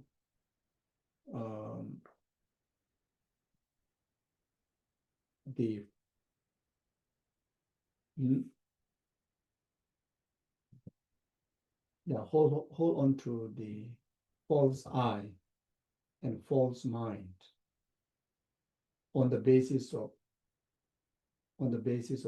establishing false aggregate, then impute, you know, or define false me on the false base. Like false base is inherently or substantially existing type aggregates for this human person. Then on there you establish false Tenzin Zopa as a inherently existent Tenzin Zopa, you know, substantially existent Tenzin Zopa, permanently existent Tenzin Zopa. Then on top of that, then you start to define the partial attitude. You know, this is my liking thing, this is my disliking thing, this is just nothing to do with me, etc., etc. The delusions. Then that delusions, you know, bring about different sort of karma, non-virtuous karma, virtuous karma, neutral karma. But even the virtuous karma also not a dharma karma. It is not a meritorious karma. It is still cause of samsara.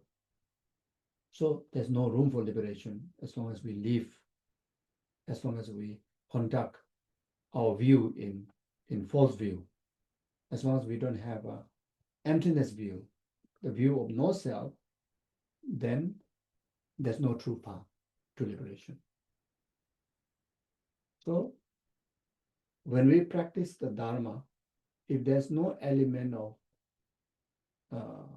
emptiness, or in other words, in the most of the writing texts, even pujas or dedications, always dedicating in emptiness, or also called as a three pairs of emptiness. You know, three spears of emptiness, three spears. When we don't have the idea or the view about self practice and the purpose we practice, if we don't have the view of no self in it, then we have the false view on the self, on the practice, and on the objective. Means we have inherent kind of objective of enlightenment out there, inherent kind of you know, the person here that somebody need to purify, inherently existing some kind of Buddha Dharma out there, and we need to cultivate it. All mistake, all wrong. You see, even though we don't have this idea in our conceptual mind, but we carry we carry the influence without knowingly. So that's why we need to express emptiness in the three spheres of motivation, three spheres of dedication, and three spheres of meditation, while we are practicing. So that at least will influence our subconscious mind when we start to exercise in our conceptual mind, you see. And that way, we stay away from the wrong view. And that way, whatever practice we do, like such as Dhamma practice, become a solid cause of liberation, means direct cause. So all those virtues, it could be just ringing a bell. It could be just even touching the bell and try to understand what is Vajra bell. Oh, Vajra, it is bodhicitta, or bell, it is wisdom. Oh, Dhammaru, it is impermanent. Oh, it's mantra, Om Mani Padme Hum. Or just turning it, or just, like paying respect, offering lights, or Dhamma discourse, or just being in the Gompa, or just meditating on anything, love, kindness, compassion, whatever. Everything become cause of liberation. It become a true path because of there's no false view.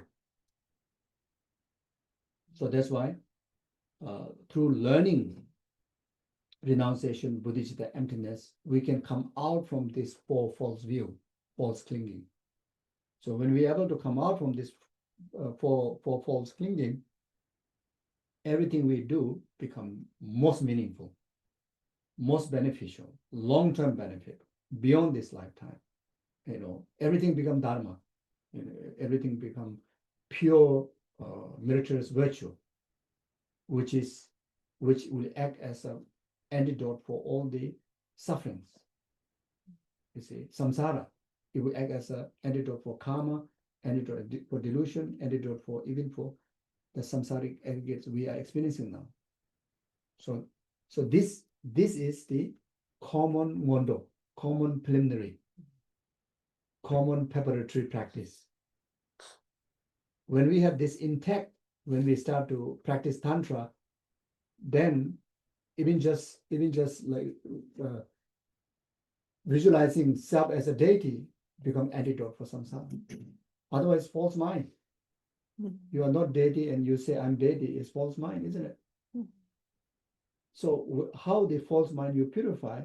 Because of the letting go of the clingings. And also if you practice tantra, how you define pure motivation is based on this letting go of the four clingings. If you practice tantra just for I have mantra power, I want like lights for this light so that people will impress from me. Okay, now I need some mantra that just say the mantra, or the people will faint there, or people I will make them fly, So, and many people practice mantra for that. Many people practice mantra for that, honestly. And even in the Buddhist Himalayan practitioners, some of them, they don't understand. They don't have this common preliminary understanding. Nothing to do with emptiness. Never study. But they heard about the power of mantra, and they become a mantra master. Oh, very powerful. They can be very powerful. They can even this fresh tongue. The mantra can be so powerful that they lick the burning iron, and they can heal our toothaches. In Himalaya, many toothaches are healed by some of these powerful mantra masters. I even experienced, and not myself, but in my family, I experienced people, such mantra when I don't know, my mother or someone teeth problem, then they burn the metal. It's a fire burn metal red, and they don't burn their tongue, power the mantra. Then after that they lick the where the tooth here, then the tooth are gone. It happens. But then I don't know about everybody, but such there are incidents that when they passing away, so much of sign of they're going through so much hallucination, and some born as a very powerful spirit, harm givers. but the mantra is so powerful that you can use, but because of no element of, renunciation, bodhicitta, emptiness. But and we could go wrong too. Because Tantra is like so mystic, and it's like we want to go to Himalaya. Many people they put so much effort to go to Himalaya because it sounds mystic.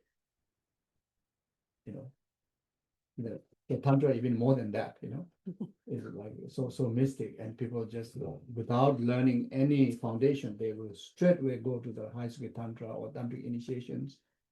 Then they can become quite powerful in a worldly way, but how much destruction they accumulate, they don't know. So someone really want to practice Dharma, really want to achieve Buddhahood, really want to bring the absolute pure benefit of the Dharma, then preliminaries are most important actually. Once that is intact, then it's just even looking at the deity, you already achieved so much. So that's about that. Okay. So briefly we talk about common preliminary preparatory. In short, Lamrim is the best text to study those common preliminary teachings. And if you want to consolidate 3 principal aspects of the path, if you want to practically try to understand, then there's 4 clingings. Then later we talk a little bit about the uncommon preliminary practice. So we take a short break. 30-minute break, 30 Geshe, minute for break tea. for Go over tea. tea. Thank Yeah, you. is that okay? Okay. Okay, thank you. Thank you. Mm.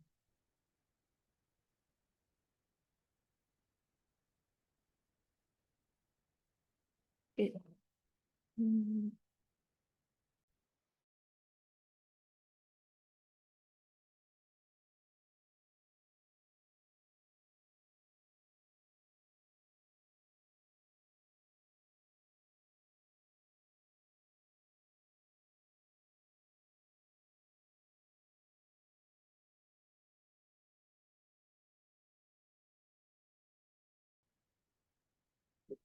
Extensive practices in relation to Tantra.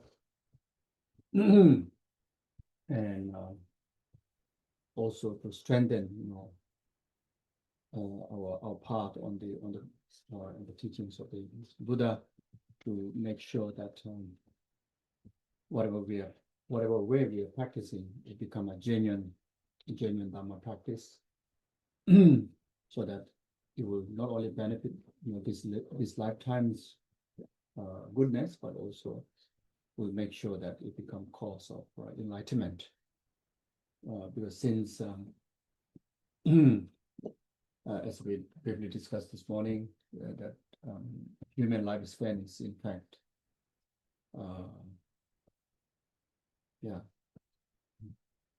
really very short compared to the lifespan in hell realm, hungry ghost realm, especially in hell realms, which are the result of committing consistently negative karma, and heavy negative karma. Then once we're born there, eons of lifetime maybe to remain with unbearable sufferings. There's no way that we have a space, opportunity to practice Dharma from all aspects. Inner conditions are not there, outer conditions are not there. And compared to that, human life, we have all the complete of the inner and outer conditions, which another highlight of the common preparatory practice to make the Dharma pure is also precious human rebirth, remembering of death and impermanent, precious human rebirth. By understanding the preciousness of human life, then we understand that our true nature, true potential is Buddha potential. If we wish to develop bodhicitta, we have the potential, we have the capability. Our system carries the greatest seed to develop bodhicitta. So if you really want to develop bodhicitta, become bodhisattva, become enlightened, definitely possible. When we think of precious human rebirth, understanding the ultimate Buddha nature, and then if we wish to realize emptiness directly, definitely can realize. And definitely can achieve Dharmakaya state of Buddhahood. So reflecting on the precious realization, then we gain confidence about our capability, and also there comes making the first decision, firm decision that I can practice Dharma. I have all the resources to practice Dharma. I can become Buddha. I can be liberated, free from all the limitations. I can be liberated from all the difficulties that we've been complaining about samsara, about sufferings, etc., etc. And we truly wish to be beneficial for the limited sentient beings, starting from our own loved ones, and we definitely have capability to do that. So, but in order really to mean it, that really want to help ourselves, help other sentient beings, then first thing is we need to make a decision, firm decision, irreversible decision, which death also cannot obstacle us. Human life challenges also cannot distract us. All the distractions of desire, material distractions, whatever distraction they may be, also cannot distract us. And that will happen after we make the first decision in relation to understanding, reflecting, meditating on the topic of precious human rebirth. Now, again, this is in relation to the three principal aspects of the path, for letting go, for clinging. If we want to make it even more loose, more relevant in our understanding. Then the second decision is reflecting on the death and impermanent. Yes, our life is so precious. We have all the inner, outer conducive conditions, but if we don't utilize now, present time, then by reflecting on the nature of impermanent in relation to our life, in relation to this life, just matter of time. Death is certain. Time of death is uncertain. It could happen next moment, as I give example this morning in relation to people died during natural disasters, certain accidents, and also give example about those generals and those powerful, strong people, and they also dies. So how can there possibility that me will not going to die? I am not going to die. My death may not be possible next moment. The clinging or permanent grasping make us feel that I have time for tomorrow. I have time another human life. Now I'm 50. No, another 50 years. I think will be all right. No such certainty. So therefore, reflecting on the death and impermanent, then you make the second decision, which is I must utilize the full potential of precious human rebirth now, which is fulfilling the meaning of it, which is accomplishing the path and achieving the realization on the stage of the path. So completely was a decision of practicing Buddha Dharma now. Making decision to develop renunciation, bodhicitta, emptiness now, even the practice of Tantra now. One of the conducive condition in our time, most favorable one, outer condition is complete Buddha Dharmas are available during Shakyamuni Buddha's teaching. Even though within this fortunate time, 1,000 Buddha will be descending, but only I think 3 Buddhas. I think three from this 1,000 fortunate Buddha will reveal the complete Dharma. Even Maitreya understood that will not reveal Haisukhi Tantra, which is the next Buddha. Shakyamuni Buddha revealed, I think the last Buddha going to reveal or something like that. So there are, I think, 3 Buddhas Some they reveal Tantra, but they only reveal the earlier Kriya Tantra, Action Tantra, Yoga Tantra, but not the high school Tantra. It requires tremendous material conditions from the practitioner side. So our time is the most favorable time. So therefore, even accomplish the generation, accomplishes the tantric path now, and actualize enlightenment within this favorable lifetime. Because in future life, if in case negative karmas are not purified, we don't know where we're going to take rebirth. If we happen to take rebirth in lower realm, like hell realm, one life also counts as years of life there. You see, so so that's the second decision. Not only I have capability to practice Dharma, I must practice now. So now the third decision is reflecting on only Dharma. Dharma means, as I briefly mentioned this morning, the wisdom, the methods, the techniques that Buddha have used himself, get enlightened, he shared with us. In the scripture point of view, there's 100 over volumes in the form of scripture. The topic, different teaching, 84,000 teachings. The problem makers in our life, the delusions are understood as 80,000 different delusions, different obstacles to the awakening of ourselves as a Buddha. So this 84,000 teachings of Dharma is antidote for that. 84,000 of teachings of Dharma condensed within the two topics, Sutra and Tantra. And that also, can understand. Earlier I talked about three principal aspects of the path and generation and completeness stage of tantric path. Very much can understood within that frame. So it is obvious that up to today, money didn't help to solve all our problems.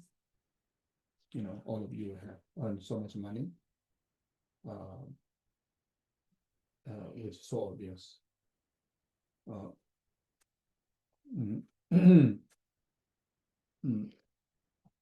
Even like me, like monk here, whatever food I eat, whatever clothes I wear, whatever nutrition that I eat, everything bought from money. But that didn't solve my problem. That didn't solve my problem of if I start not to eat, then there's no more hunger. No. If I don't, that, yeah. So, and we eat to have healthy body all the time, but didn't manage to keep, not getting old, not getting sick. Yeah, and like that. There's so many times it's very obvious that money didn't fulfill all our needs of protection, even for temporal level. For this lifetime's protection also didn't. Money is so obvious. Many people think money. If you have money, all problem can be solved. No. Many rich people suffer. Many rich people dies while having billions of dollars. Like that. Then even we have a complete family. When certain thing that's out of their control to protect us.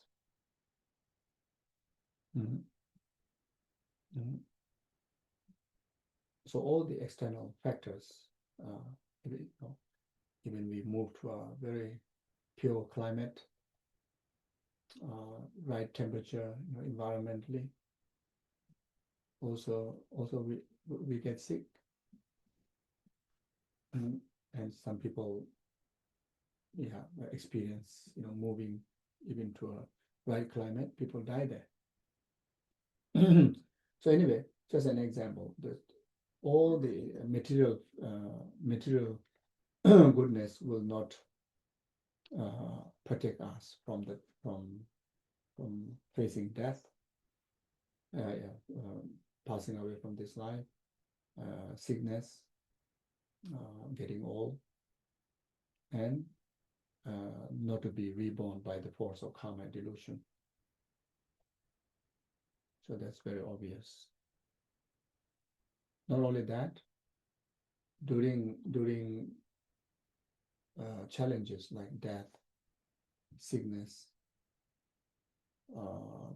whenever there's obstacle comes in our way, if you have been using Dharma wisdom, you will realize only the Dharma wisdom does, in fact, keep you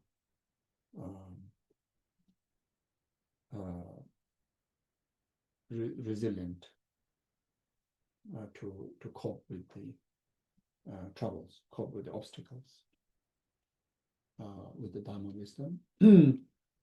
only with the Dharma imprint, Dharma merits, like such as a genuine bodhicitta, genuine wisdom of emptiness, genuine renunciation, genuine understanding of impermanent, genuine understanding of the acceptance on the basis of reality of samsaric aggregates. Even the death comes in our way, there's a sense of calmness in relation to acceptance. And greater if you have the wisdom of emptiness, even take the death process as a most powerful tool to actualize clear light onto the path and enlighten there. And genuine habitual imprint of bodhicitta, the process of death bring about not only purification of ourselves, but also purifications of many sentient beings' limitations through the practice of such as Tonglen practices, through the practice of generating compassion, etc.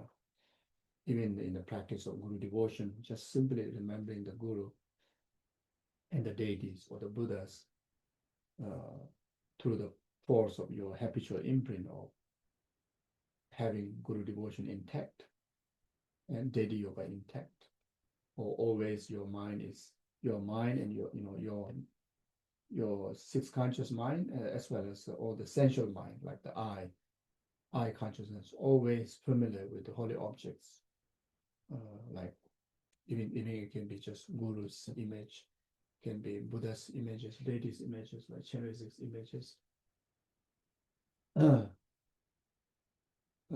Then ear consciousness, always hearing Dharma, mantras, sutras, teachings.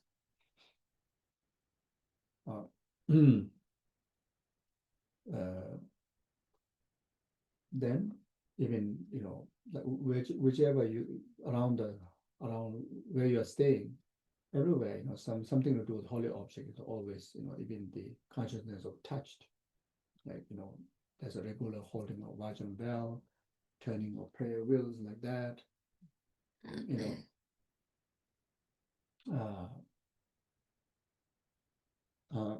then like kind of like altar, always audible, always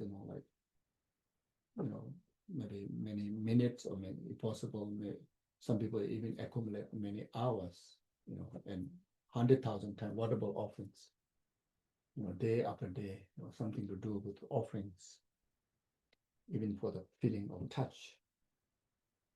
Then like offering ornaments to the holy objects, offering like jewels to the holy objects, or always like kind of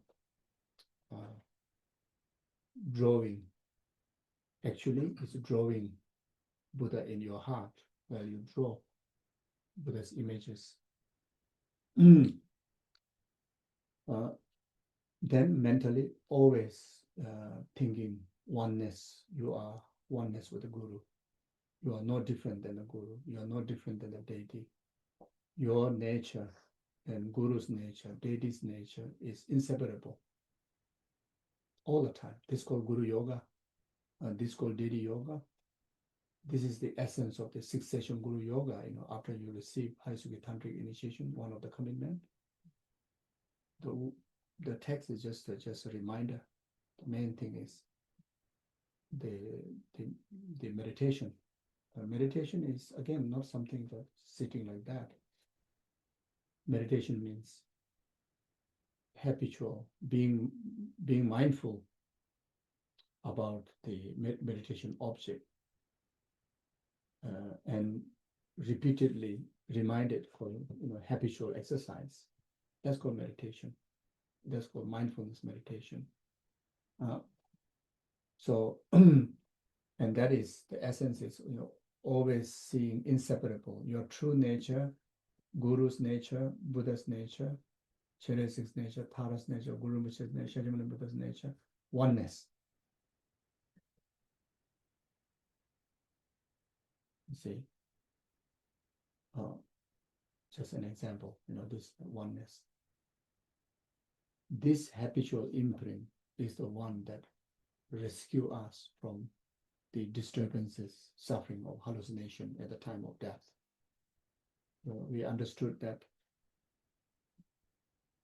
the disturbances that comes in a more subtle level of the mind, conceptual mind, which we call the anti-conceptual dissolution at the time of dying, is more destructive and terrifying than any of the nightmare that we experience in the dream, or nightmare like in the daytime. Sometime like suddenly there's someone comes with a gun right in front of you. You'll be terrified. Someone the madman come with a knife and just pointing right in front of you. You'll be terrified, isn't it? Numberless times greater than that, the hallucinational disturbances that occur during the anti-conceptual mind. No family can save, protect us then. No position, no money, nothing. Even by then, even the holy object you just put on the altar also cannot do anything. The habitual imprint, which is the Dharma, that which has become a path in your continuum, that intervene and that protect us. You see, a consistent, repeated. 上了11点了，你几点上课的？你不要睡到12点半1点，然后才去上课。起来。Through familiarizing anything to do with Dharma, that imprint that left in our continuum, it fully become active during those challenging times, which we ourselves now also we won't know how it happens, but that's what happens. You see, so 你跟我讲说你可以照顾功课啊。 Third decision now.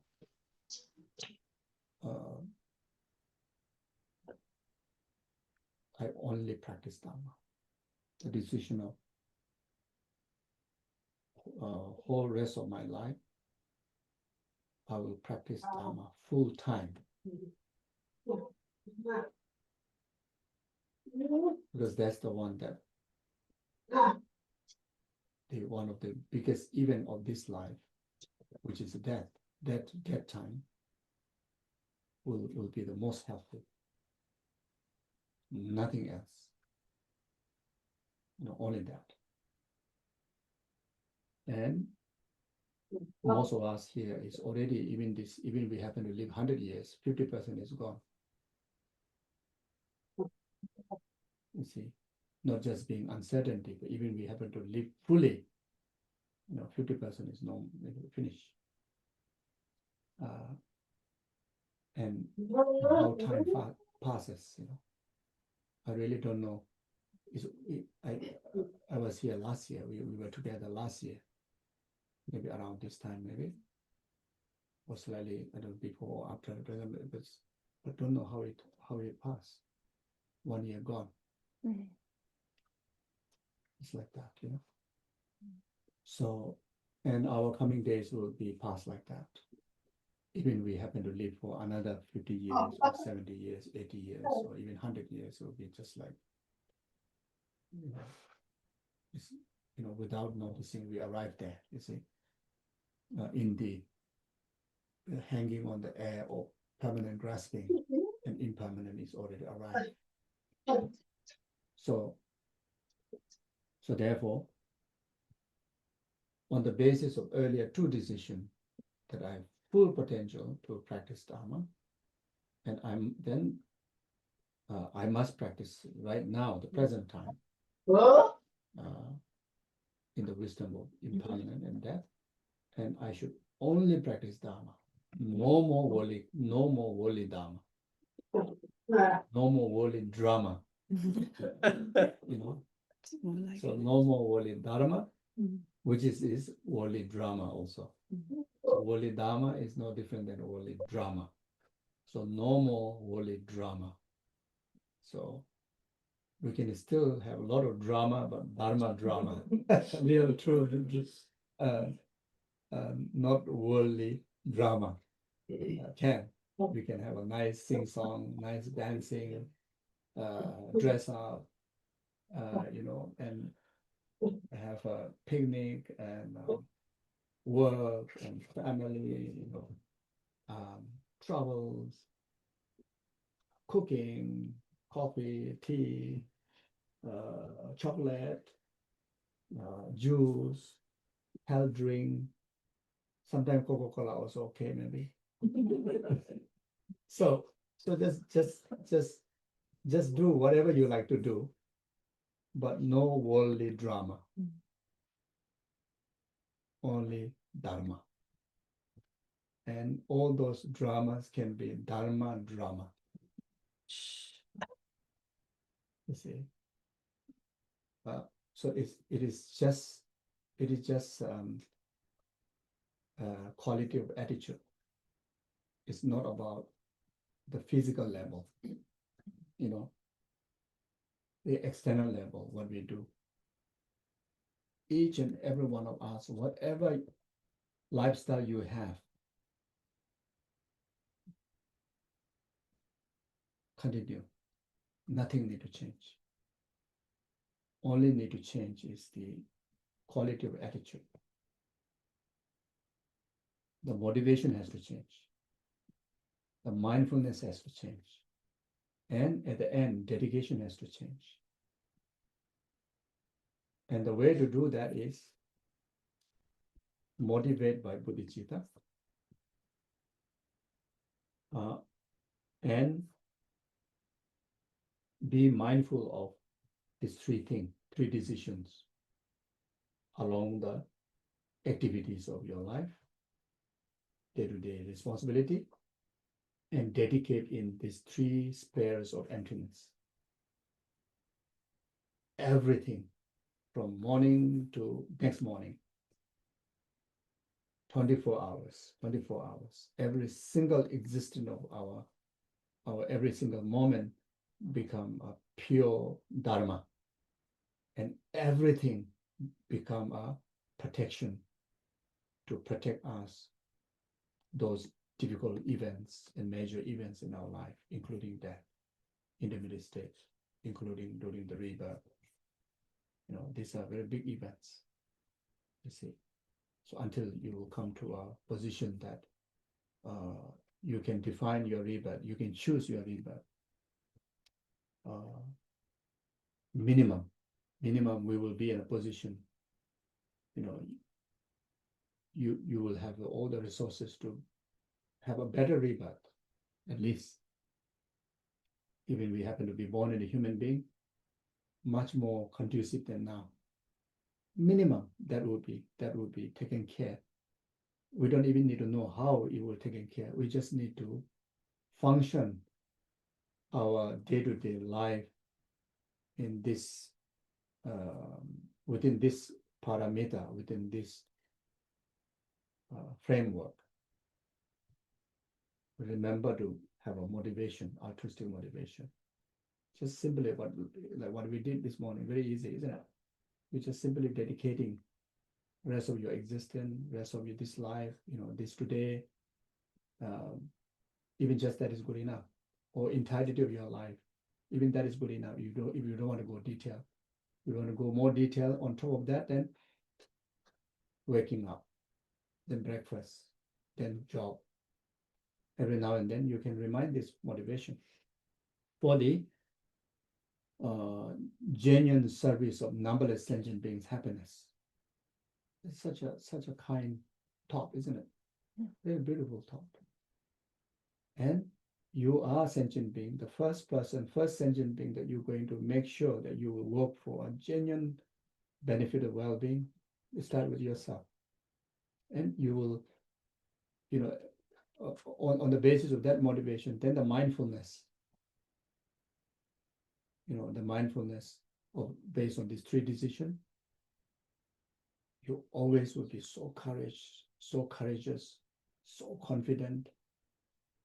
I have the potential to do all the good things. I have potential to be happy.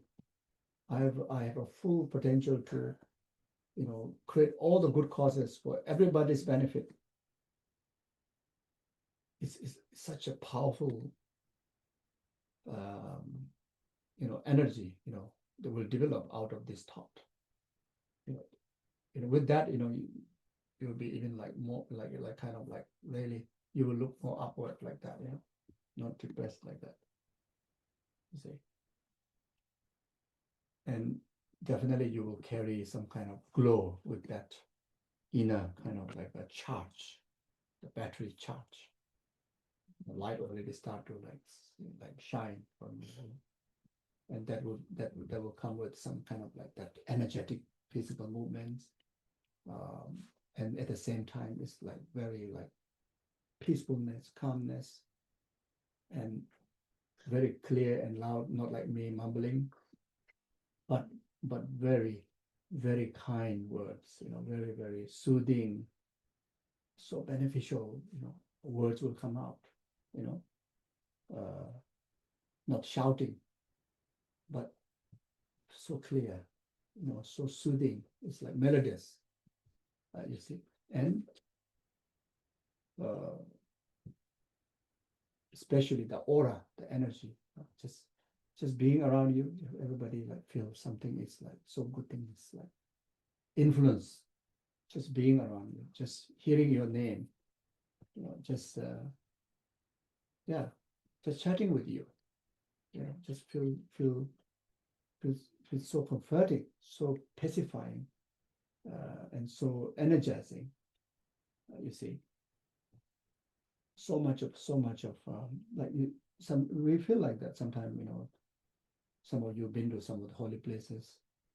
Physically, it was very, very challenging. We've been to some of the holy places. Physically, it's challenging, but power of the energy of those holy places like this really charging from within. And after the physical tiredness is gone, you really feel the impact.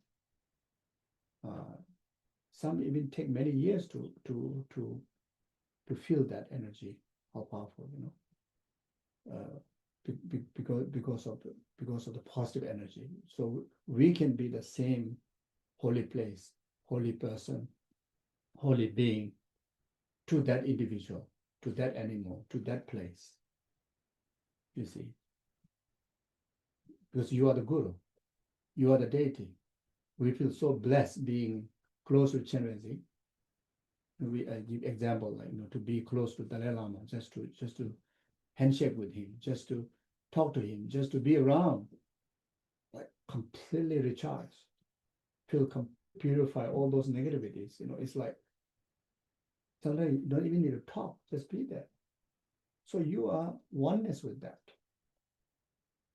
and people, you know, in many cases, people can feel, but first person, yourself not feeling, yourself, due to holding on to that limitation, that ordinariness, as I mentioned this morning, you know, holding on to the past, holding on to the future, and never living fully in the present moment, unable to detect and feel who really you are, that holiness yourself, you're unable to feel it, you know. And even with the time to time meditation already consecrated you, people can feel the holiness. They are being holy with holiness. That's you. they feel the power of cleansing, power of holiness as you, but you cannot feel because of, you know, there's no mindfulness. You see, the mindfulness about the practice, you know, about the Guru Yoga, Deity Yoga, the Bodhisattva's precept. You see, we take precepts, refuge precepts, Bodhisattva precepts, tantric precepts, all the Buddha Dharma. In fact, you know, we translate as something keeping in our practice is through the precepts. Entire 84,000 teaching, the three baskets of the teaching, the practice translate through three higher trainings. You know, we normally give a statement. 3 basket of teaching is to be studied, and 3 higher trainings is to be practiced. You know, so the purpose of learning the 3 basket of teaching or 84,000 teaching is for us to have the instruction to uphold the practice of 3 higher trainings: morality, concentration, and wisdom. Again, morality, concentration, and wisdom is to do with 3 principal aspects of the path. You know, as we discussed before. So when we talk about precept means you need to uphold. There's nothing kind of like materially we have to keep. Each time we take precept, you know, our bag is getting heavier and heavier, you know, not like that, you know. Like more and more thing you buy 1 kilo of blessing from this guru, another kilo of blessing from that guru, from that event of teaching, you know. So until now you say, okay, too much, you know. I have not much space, and somehow I'm downsizing, you know, so no more. You know? So it's all uphold with the precept. It's nothing to do with the material, so it's all with the precepts. That's why we, honestly, you know, each time we become more serious in the Dharma path, yeah, we do more and more shopping of precepts. It means, you know, first we did the shopping of refuge. Then after that, 5 lay vows, maybe first one, maybe one by one. Then after that, then Bodhisattva vow, then tantric vow, you know. Yeah, but it's not in the material form. So how to keep them is through mindfulness. So very much through mindfulness.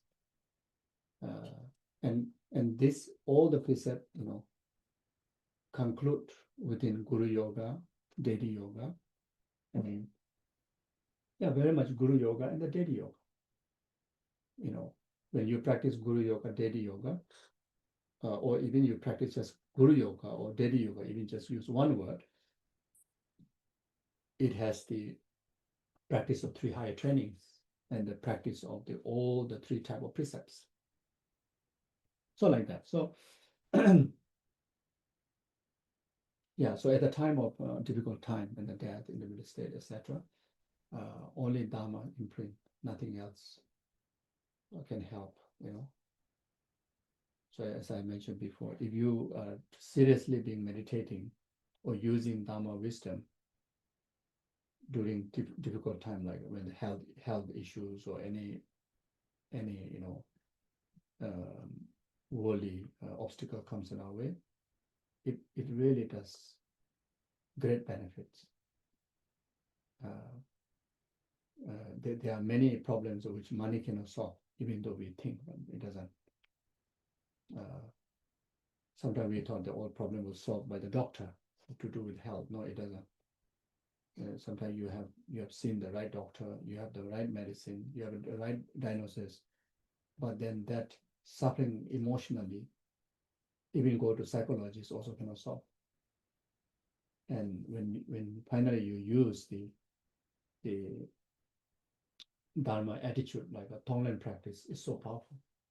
And sometimes we use the wisdom of emptiness, that seriously meditating on emptiness until that you come to a clear idea, even intellectual observation of complete losing of the inherent basis of self, then there's no person who is actually going through a problem, because the experience of person is loose. Naturally, all the problem come to cease.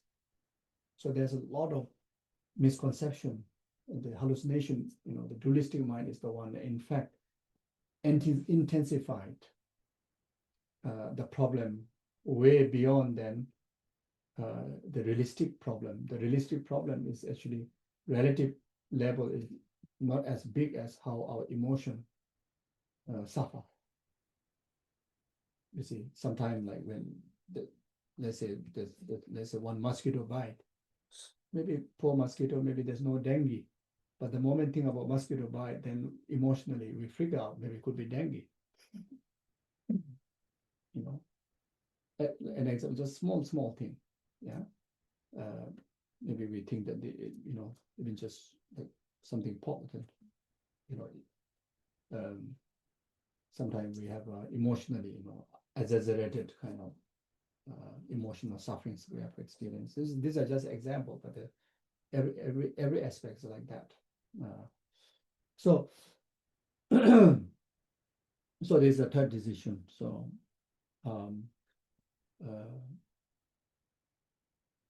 yeah, so that will not limit any of the day-to-day responsibilities, and rather it will make our day-to-day responsibility most meaningful. Everything become Dharma. So that's what I'm saying. Everything become Dharma, and you can fully practice Dharma. So then there's no excuses that I have no time. I have no time to practice Dharma.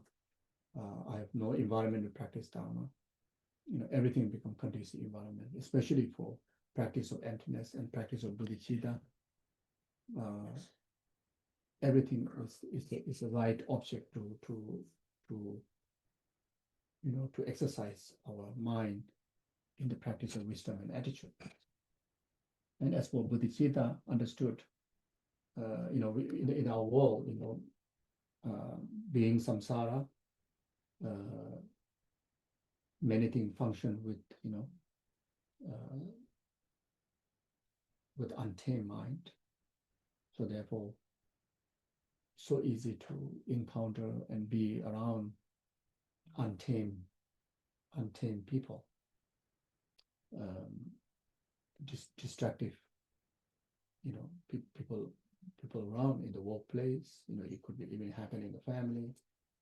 There are a lot of difficult people also out there, and overall the samsaric environment. So bodhicitta practice is the samsaric environment. Difficult people are the best environment.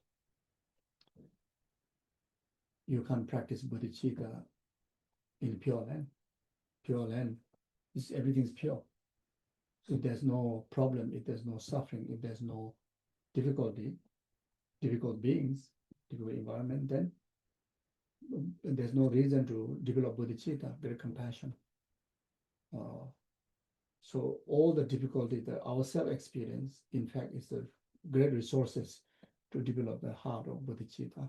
And if we translate that in the eyes of bodhicitta, then that problem becomes a very small problem, rather meaningful problem. You start to see even meaning in the problem. So if we start to see meaning in the problem, then there's no problem. If we start to see meaning in limitation, there's no limitation. So, so the filthy, difficult world is actually the most conducive environment to develop bodhicitta. Causes of the bodhicitta, great compassion. Great compassion only can be developed where there's a suffering, where there's a problem, otherwise cannot.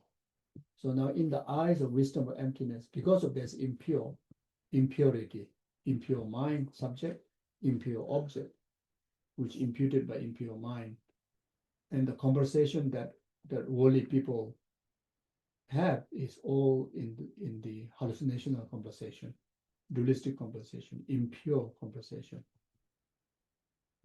In relation to the ultimate truth, everything is like falsely. It's very much in relation to the practice of ultimate truth. All our ordinary conversations are idle gossip. It's idle chat. It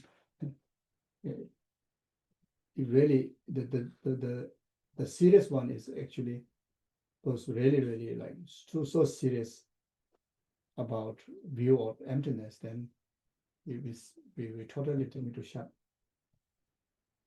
Because everything what we think, what we have conversation, what we feel, is all idle. We have conversation of all about mistakes, false. There's no room to open eyes. The moment you open eyes, dualistic. The moment you open our ear, here dualistic. It's all interaction between ignorant and the object that established by the ignorant. So it's conversation between that. There's no truth at all. But that's why retreats are important, even though we don't have much time in our busy life. The strict retreat, but the strict retreats are important to go away from this idle environment, and to be in a absolute retreating from the false engagement between all the false mind and all the false object, and complete being in the absolute truth, absolute purity. This is why the serious yogics, why they go away before they become fully equipped with that protection, the armor like protection. Then they come to the world, they come to the sentient being, they come to the world, to interact. Because otherwise it's like so fine to able to differentiate. That's why our progress can be so slow. And when we go into strict retreat, the progress can be swift.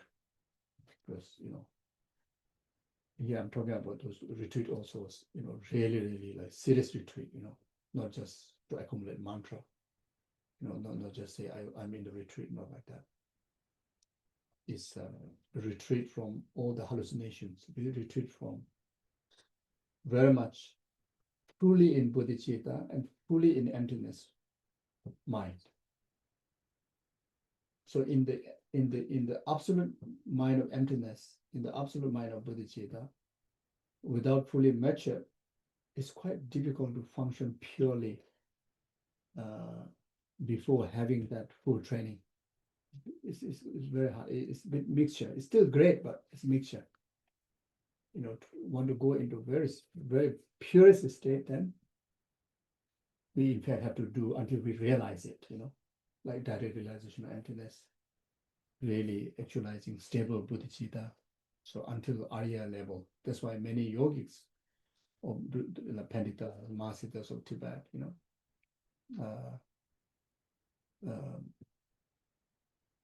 the way they train in the retreat, the seriousness is unbelievable. Like Milarepa, how Milarepa did. all our senior masters who lineage gurus, all of them have done that trainings. Serious trainings. You see, so even for us to reach that level, we need to exercise we need to train from the initial, step by step. Even these yogis able to do that much serious retreat, they have to go through so many trainings before. So that's why now here the topic about, in the lunch time, the uncommon wando, uncommon preliminary retreats, which are the traditions of all the past great masters. In relation to Lama Tsongkhapa's tradition, Lama Tsongkhapa, he became great scholar before, and he even composed many commentaries. He is understood as a crown jewel scholar of the Tibet. Understanding about emptiness wisdom, his understanding was the most accurate. Understand the absolute intent of Nagarjuna and Buddha's intent on the teachings, in particularly critical, this very profound teaching of emptiness. And he even composed many commentary. He composed 18 different huge volumes.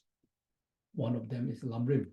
And when you read the wisdom chapter of Lamrim on emptiness, you can see the taste, the solidness of the teaching on the wisdom of emptiness, just from the Lamrim, which is accessible to all of us. If we understand the emptiness wisdom chapter of Lamrim, you understand philosophy. You can claim that you understand very critical philosophical knowledge on emptiness, even without going through this very extensive monastic studies, But realizing the wisdom and understanding is two different things. Briefly, we talked about this morning.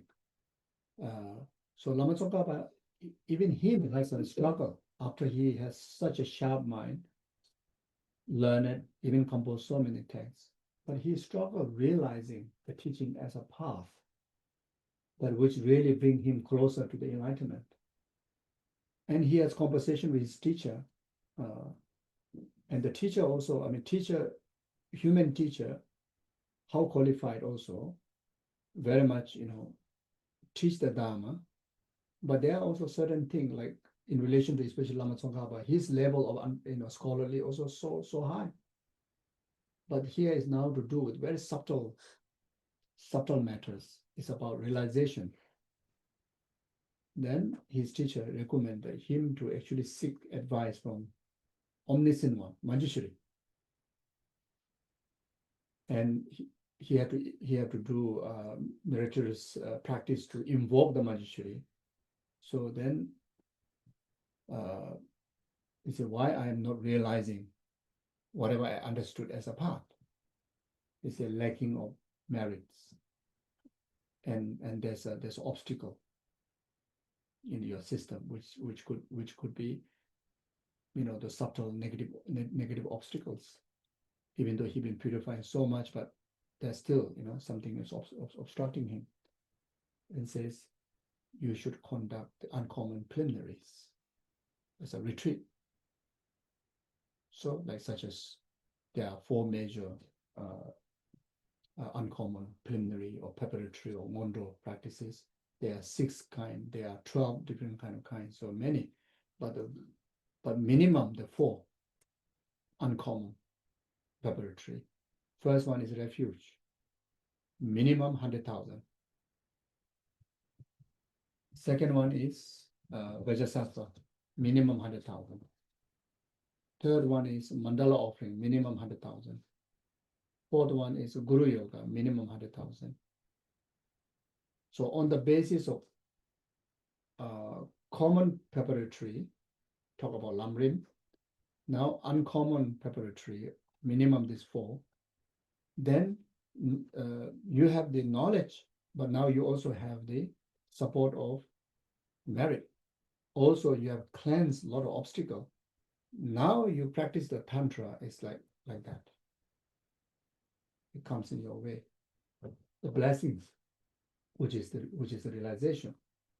Even high Suki tantric generation completions the path, like everything, become a path so easily. Even realizing wisdom also. Before you understand emptiness, but you have not realized.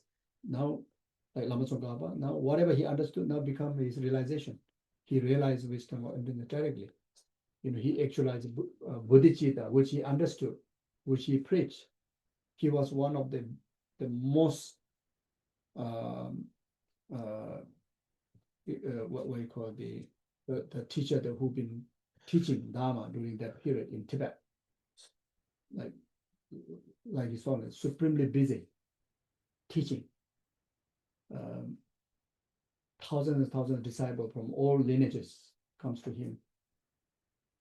And he had to stop everything and he has to do retreat. And he went to Wakacholing, he did.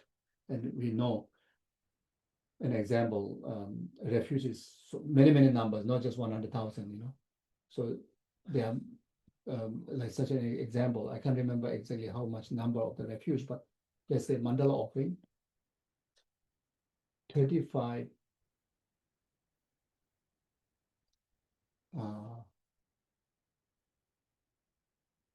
it's 35 million? 3.5 million. 3.5 million. 3.5 million. 100,000 for like each of 35 Buddhas like that. We did 35 Buddhas, 100,000 per Buddha is 3.5 million. or 3.5 million, yeah? Yep. 3.5 million of like prostrations. So all the rest of the other practice more than that. So until like one like very steady discipline until the mandala base use the rock also kind of become like flat. His hands, like the fleshes are torn, etc. Just an example. So so for us, we need to if Lama Tsongkhapa require that kind of purification, that kind of support, definitely. In fact, if he did 33.5 million, we should be doing much more than that. But the thing is, it's hard. But at least just 1% try to do, and definitely there's a great meaning, great benefit. So, and also very much like following the legacy of the lineage masters, or preserving the lineage of the lineage masters. So these retreats are part of that. And at least we can, at the end of the day, you see, don't know whether I realize or not, but at least I try to follow how Lama Tsongkhapa conduct his life. He have studied so much, and then after that, he come to a point that he also took very serious about his retreat. I mean, he's somebody that who even, by then he already composed the great stages of the tantric path, great knowledge. But again, carry obscuration for him to truly realize. After he have accomplished all these preparatory practices, his retreat on the high Suki tantric deity like Guya Samaja become even more meaningful. Then he went to do consecration in one temple, and from the Tanga, from the drawing on the wall, the Guya Samajan's deities, Yamentakas, they literally appeared, become a real, not just drawing, it appears. So these are the higher wisdom that manage to have a direct vision with the deities. So let's say when you look at these tangas, right now for us it's just painting. What we see is a painting.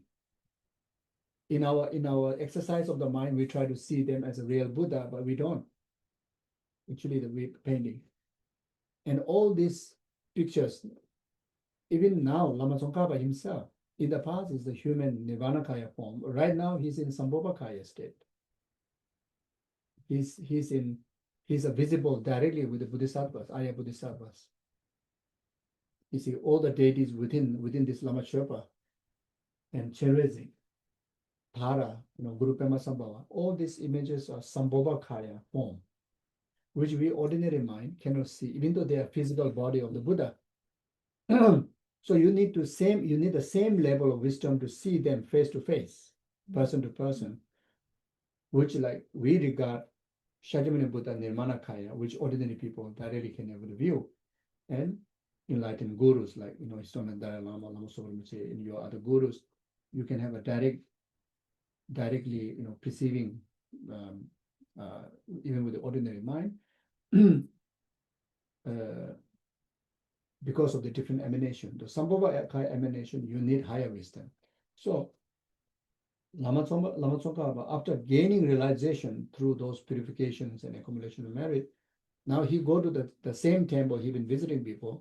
Before he see the painting, now he see the real Sambhogakaya. You see, so so my point here is that this Ngondo retreats is very, very essential. Even just in our ideas, okay, I try to imitate the how Lama Tsongkhapa conduct his life in my own way, in my own limited time, in my very best, which is your best. Yeah. So that's why the encouragement to do this Ngondo practice, we were used to encourage by our gurus. And all these Ngondo practices in the most busiest time, let's say an example of myself, during study in Sera was busiest time in life.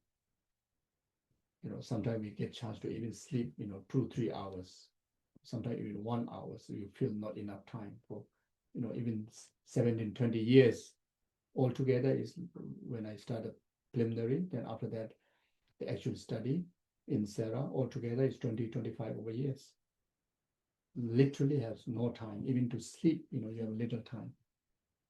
But our gurus, like an example from my personal level, like Geshe Lama Kuncho was too strict. Maybe I shouldn't say too, supremely strict. And as a young boy, you want to have holiday, whenever you get, let's say, from Sera, we have after summer retreat, 1 week holiday. Then during New Year, about 2 weeks to maximum 1 month. Actually, about 2 weeks only. If we need to attend the Molam, which every year happens, and you're supposed to attend, but most people, even they try to skip that. So let's say you have about 3 weeks to 1 month holiday. And there you want to go to see family, you want to at least relax because you've been having such a busy schedule, isn't it? Never let you have a holiday. You have to go into a retreat to do all the Ngondos. 10, 11, 12 hour Ngondos. And these 4 months, on top of that, you add up. Like even like water bowl offering, like prostration 100,000, satsang making 100,000. When I was in Sera, because when I come out, there's no way you can able to do that. So every week, whenever there's a little free time, so then try to accumulate 100,000 satsa throughout many years. So if you happen to go to the house that I used to live, so there are those satsas, stuff everywhere. So have to start somewhere that you can eventually able to accomplish. Otherwise, it's so hard to find time. Now, if you ask me to go into retreat, I cannot find time.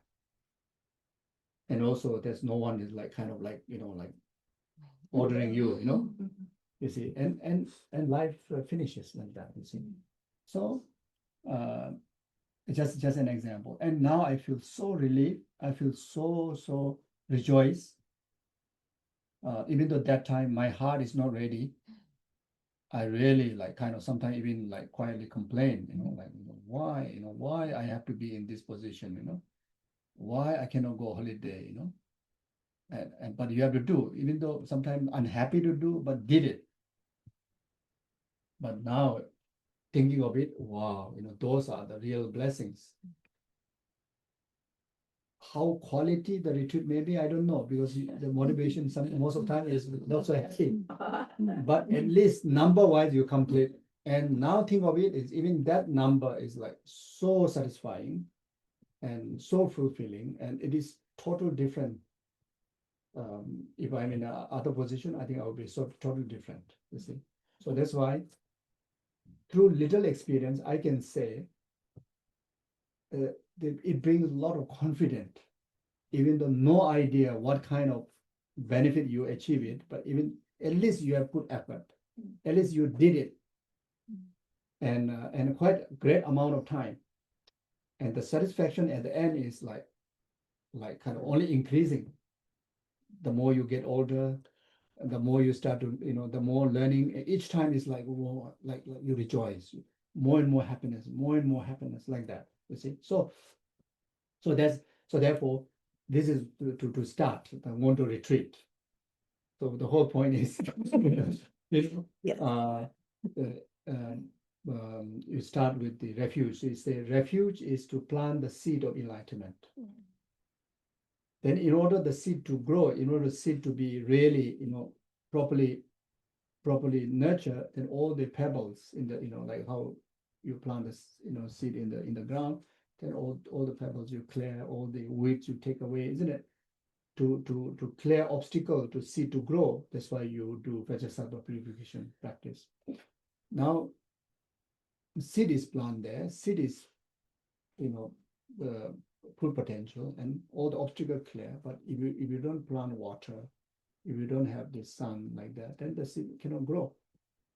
So this spiritual seed need to be nurtured by the merits. Then mandala offering, what Lama Tsongkhapa use, and all the Buddhist tradition, they use this practice, is one of the most powerful way to accumulate great stores of merit. That's why mandala offering practice is the third one to accumulate merit. Then after that, then to enjoy the fruit.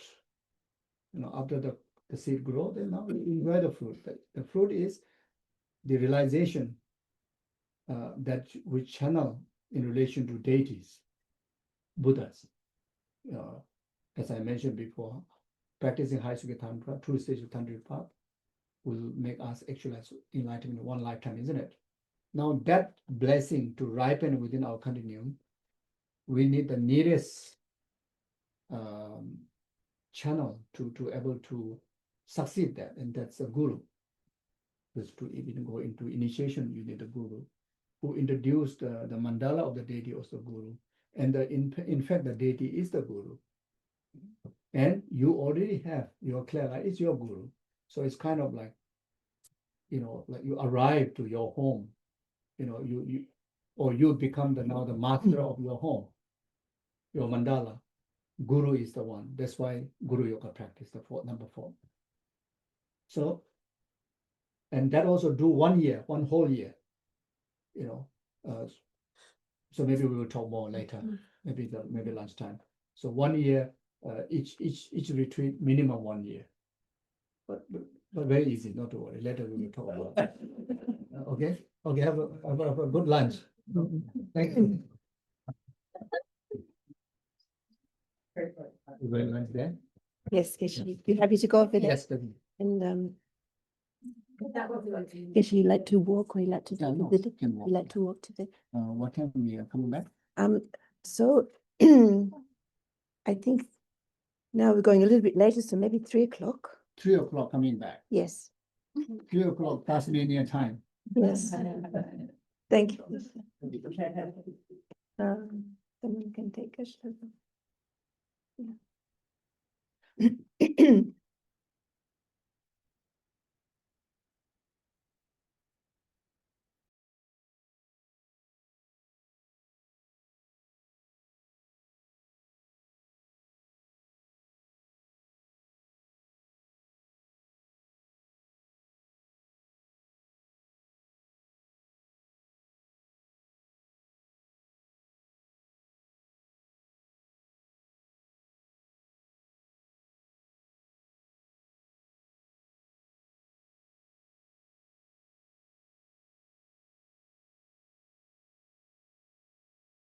but maybe before that,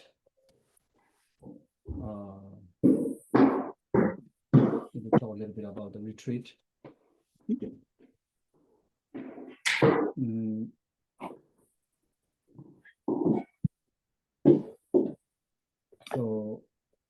So in order to do the retreat, the first thing to have the refuge precept, refuge vow. So those of you who want to do the retreat, the Mondo retreat or Punya retreat, we have already taken refuge before, and tomorrow in the last session we will do a short, maybe 15-20 minutes of refuge ceremony session we will do here. And that time you can refresh refuge practice.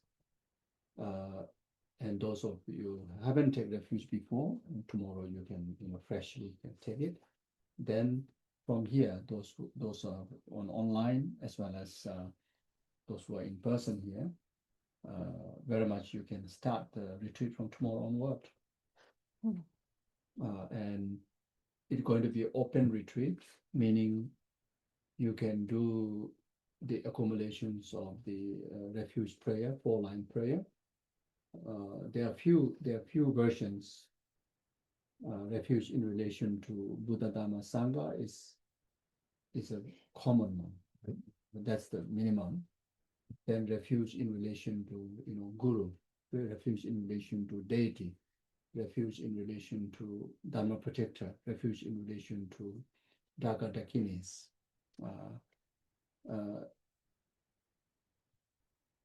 And the common refuge prayer, which everybody knows. I go for refuge in Buddha Dhamma Sangha. That's it. That's it. Even you can put it in one line. Or I go for refuge to Buddha. I go for the Dhamma. I go for refuge to Sangha. So that's it. Or I go for refuge to Guru Buddha Dhamma Sangha. Or Guru Buddha Dharma Sangha. And Guru Buddha Dharma Sangha Yidam protectors Daga Dakinis. So you can do that in English. You can do that in any language. Or if you want to recite in Tibetan prayer, then there's one refuge note which the Venerable will share with you all, or you can get from the blog, my blog. So Refuge Mondo Retreat. So there are once a while, if you want to conduct serious session, maybe one weekend you just want to do a 4 sessions, very strict kind of retreat. Occasionally you feel like doing it. So there are even suggestions of timetables, and also there's a short prayer that you just follow that. Everything together. On the basis of the minimum, I go for Refuge Buddha Dhamma Sangha. Then sometimes you can also do the longer version. You can, if you have a initiation with deity like Tara, Medicine Buddha, etc., you can also specifically mention their specific deities to bring it is present as an object of your refuge also, So anyway, all the detailed guidelines are there. But the simplest is just feel the presence of Buddha Dhamma Sangha. And here, when we talk about Buddha Dhamma Sangha, you can find all 3 of them in Buddha, like Shakyamuni Buddha, or Tara, or Medicine Buddha. Tara, or Medicine Buddha, or Chenrezig, or Shakyamuni Buddha is enlightened being, therefore Buddha. It is wisdom, is Dharmakaya wisdom, omniscient wisdom, therefore is Dharma. And who uphold that wisdom, the person is called Sangha. So when we say Buddha Dharma Sangha, not necessarily you have to go and find 3 kind of separate things. You can find everything in one. But of course, if you want to define, individually, then Buddha is referring to those enlightened beings. Then Dharma is referring to the wisdom of like emptiness. Sangha is referring to the community which you know, who have actualized, you know, those wisdom of emptiness. And there are some technical, you know, understanding in relation to the Dharma Sangha is ultimate Dharma Sangha, conventional Dharma Sangha, you know, ultimate refuge, conventional refuge. So ultimate refuge is referring to the enlightened one is ultimate refuge of Buddha. Ultimate Dharma is referring to the wisdom of emptiness. Ultimate Sangha is Arya beings. Conventional Buddha refuge is Buddha's images, Buddha's statues, who represent the qualities of the Buddha, like a major and minor marks of the Buddha's quality. Yeah. In Buddha's images, you know, can be statue, can be picture. Conventional or relative Dharma is referring to the scriptures, which contain the teachings of the Buddha, scriptures. Then conventional or relative Sangha referring to the monastics, monks and nuns, or the fully ordained community of Sangha, like 4 members of the Sangha, understood as a conventional Sangha. Now, the conventional Buddha Dhamma Sanghas are skillful means of the ultimate Buddha Dhamma Sangha, exist among ordinary beings like us, relying on that object that called the causal object of refuge, through the practices of accumulations of merit, practices of purifications, such as there's one particular practice in the prayer always mentioned 7 limbs of prayers. So limbs of offering. So, you know, if we have a statues like this, you know, holy object pictures, then we make offerings. We arrange, you know, flower offerings, water offerings, music offerings, incense offerings, you know, perfume offerings, food offerings, etc. It's an opportunity to accumulate merits. If we are capable, actually, that we can do in a visualize object, you know, just visualize. Let's say if you don't have this opportunity, like having holy object, then you use the capability of your visualization, and Buddhas are everywhere. You know, Buddha is all pervasive. Dharmakaya is all pervasive. So Buddha Dhamma Sangha, the ultimate, is all pervasive. So for the purpose of accumulating merit and purification, you just visualize them, you know, in your awareness that you bring in the actual existence of them. Then even the offerings, if physically you don't have opportunity to, you know, arrange all the like offering materials are not there, also can be done in visualization, you know, like Samandabhadara's clouds of offering practice, which are mostly is practice in relation to visualization. Also, the offering does not limit by what you arrange on the altar. All the plants, all the mountains, all the water, you know, all the beautiful things, and even not beautiful thing also, everything you can make offerings. For the purified mind, everything is pure. For Buddha's purified mind, everything is pure. In order for us to purify impure mind of us, we actually exercise making every existence, including our body, including our thoughts, our body, our speech, and any good things we have accumulated from out of it, and entire world, whether it's samsara or nirvana, everything we offer. Like the mandala offering practice actually is about offering entire existence, universe. You see? And there's also practice of mandala, which is specifically mentioned even offering three partial attitude: our attachment, our ignorance, our aversion, and object of three partial attitude. So-called someone as a inconvenient people, enemy, someone as a loved one, someone as a stranger. Everything can be offered to the Buddha because of the purified object. The Buddha bring the impact of purifying our own impure partial attitudes, and including purifying the three partial beings which created by this impure mind. You see, so everything can be offered, and these are especially these holy objects, which is the relative, Buddha, the object of refuge. They exist for the benefit of us, creating those merits, and through that merit, it will cause to actualize resultant Buddha within us.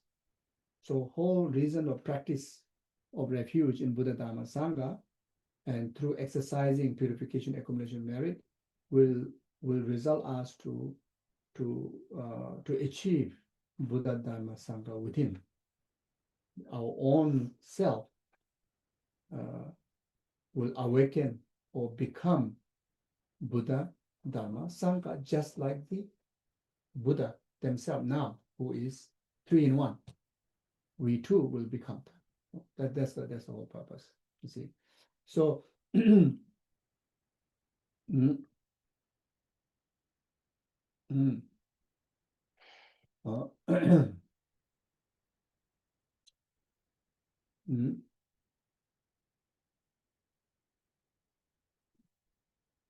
yeah. So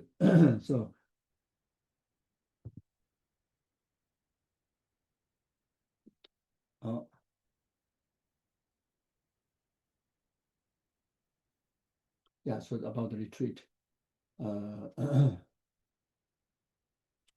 to stay within the retreat kind of commitment, then minimum the requirement is that every day without missing the minimum accumulations of the recitation has to happen. Generally, once we become Buddhists, practice of refuge is, it says in the teaching 3 times in the day, 3 times at night, 6 times. And honestly, many Buddhists forget about doing that also. That's minimum commitment, but so now, since we want to put into a retreat kind of environment, in order not to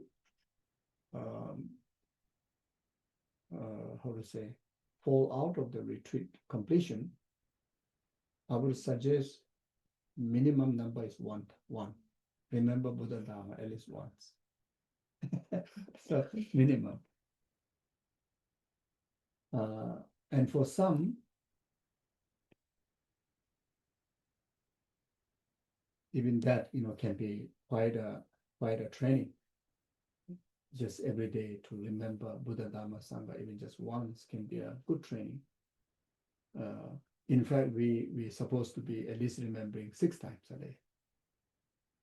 And now some of individuals here, you're already doing sadhana practices, like Deity Yoga sadhana practices. Could be Medicine Buddha, could be Tara, could be High Sukhi Tantric, other deities.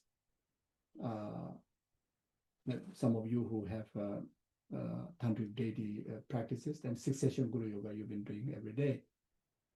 That means the refuge within that actually serve the purpose. So not if you can recite more than that is well done, but just to stay within the retreat since the day you start and completing your sadhana, refuge is already there.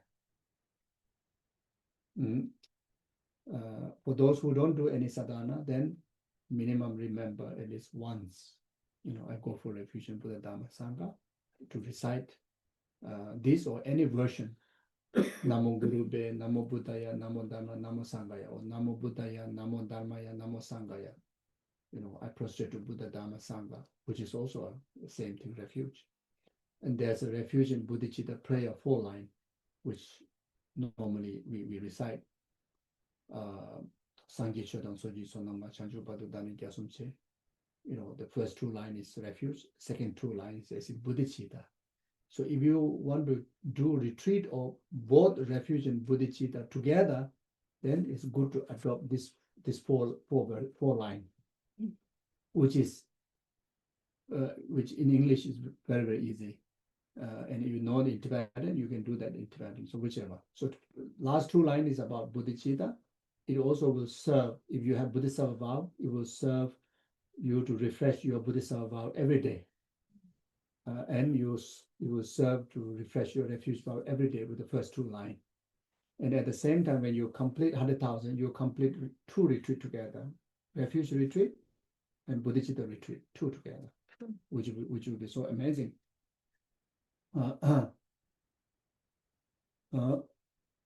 And so minimum 1. So sometimes you can do strict session, maybe 2-hour session. Sometimes you can do 5 minutes, maybe 10, 20 sessions a day. So if you have many things coming up, then when you have a quiet time, just sit on the bench, sit in your prayer room, sit in the TV room, just feel the presence of Buddha, Dhamma, Sangha, generate Bodhicitta motivation. Don't even need to recite. You can just have that motivation, then just go for it. Accumulate. Then at the end, you dedicate, may it be cause for numberless sentient enlightenment. Well done. Or you can make it a bit more elaborate if you have time. And you can understand dedicated myself and the merit and the purpose all understood as a emptiness. And if you have more time, you can meditate more about that. So it is so easy. So it says there's nothing to confuse. Even though in the teaching we say too many things, even in the note there's so many things. No, what I'm saying now is this is, I think anybody can take it. Okay. And then sometimes people use mala or the counter gadgets. Sometimes you just look at the hour and let's say one minute you just check how many number you can recite, and you just, let's say if you are working busy, and you keep accumulating that. Speech is free, especially if you are working alone, so you don't need to talk to anybody. So you motivate that, then after that you do your thing, but then reciting that, then within 1 hour you roughly estimate how much number you accumulate. You can jot down that to complete the 100,000.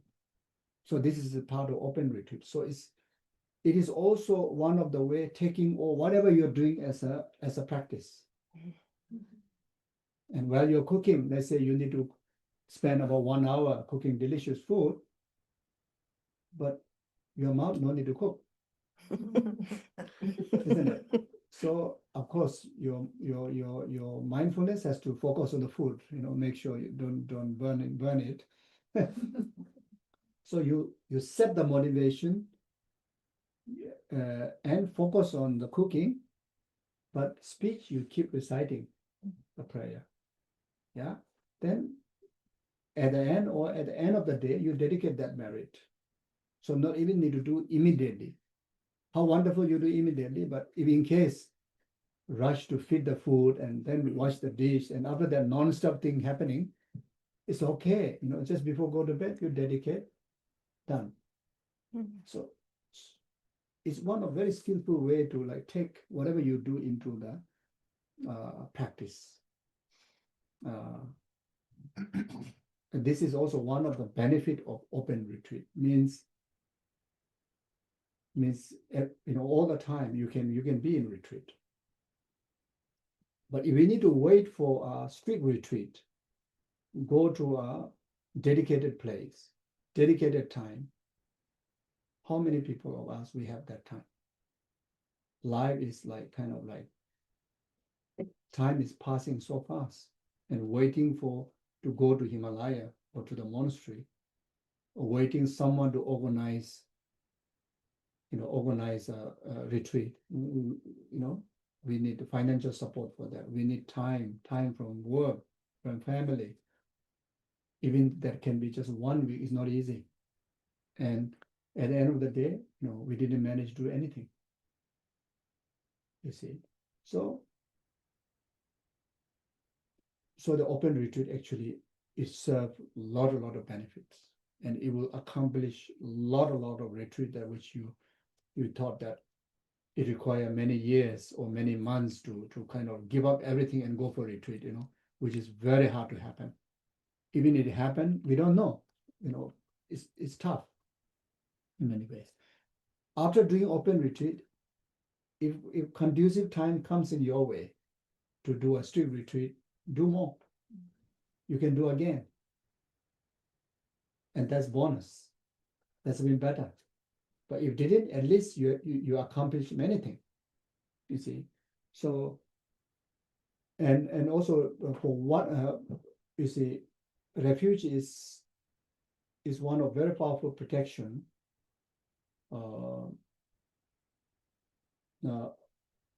for us to stay, kind of like on the path, and powerful protection also to protect from many fears, powerful protection from harm of spirits, harm of non-human obstacles, and also very powerful protection so our mind always stay close to the virtue and like Buddha, always stay close to Buddha, Dharma, Sangha. At the same time, it will carve very, very deep imprint in our consciousness, especially taking a long period of time, not just 1 week, 1 whole year, and every day, remembering even just once, how much imprint will come. Somehow hold throughout the day that make sure that I'm in retreat. Somehow, one or another way, like you are reminded that you are living in the retreat. And the idea of you are not living in the retreat and living in the retreat is a huge, impact differences. You see, and so therefore there's immense benefit. The commitment is a minimum 100,000, and good to add another 10,000 in case there's any limitations to cover. So 110,000. And during my last year's experience of those who went into refuge retreat, some of them accumulated 500,000. Some of them accumulated just the bodhicitta and refuge and bodhicitta. Yeah, I think more than 300, something like that, 100,000. Then they also accumulate another version, the longer version. So it used different prayers and accumulate 100,000 here, 100,000 here, 100,000 here, 100,000 here. So and some did quite serious weekend retreats by themselves alone, or some they did with few people together. So they presented a card, what they did, how they did. Just a few weeks ago. So they presented, and some of them. So there are a few of them like whole calendar, every day tick, one by one. The whole 1 year calendar was. So just to remember the tick that I'm stay close with Buddha, Dharma, Sangha. That itself is quite intense. The tick was tick in their imprint. Each time they tick on the calendar, they tick here. Then amazing experiences. Is a joyful experiences, and some they even write like certain thing is not so going right, and try to, you know, bring themselves, instead of caught up with that obstacle, they try to rather say, I'm in retreat, and I rather focus on retreat. This is more important. And somehow the problem was like gone, and my life was like again, you know, in the right direction, blah blah. So there are yeah, very, very interesting experiences, and which is real. And because of the refuge retreat, more people inspired, without doubt, those who went into retreat, but they also inspire others, Yeah. you know, who already have refuge, but who are not. When we launched the retreat, they also did retreat, and we move on to the second retreat, which is Vajrasattva. There are a lot of people. I think more number than when they first joined the refuge. Refuge, I don't know, but I think the Vajrasattva is, I think over 60, 70, some says 80 people, some says 70 people.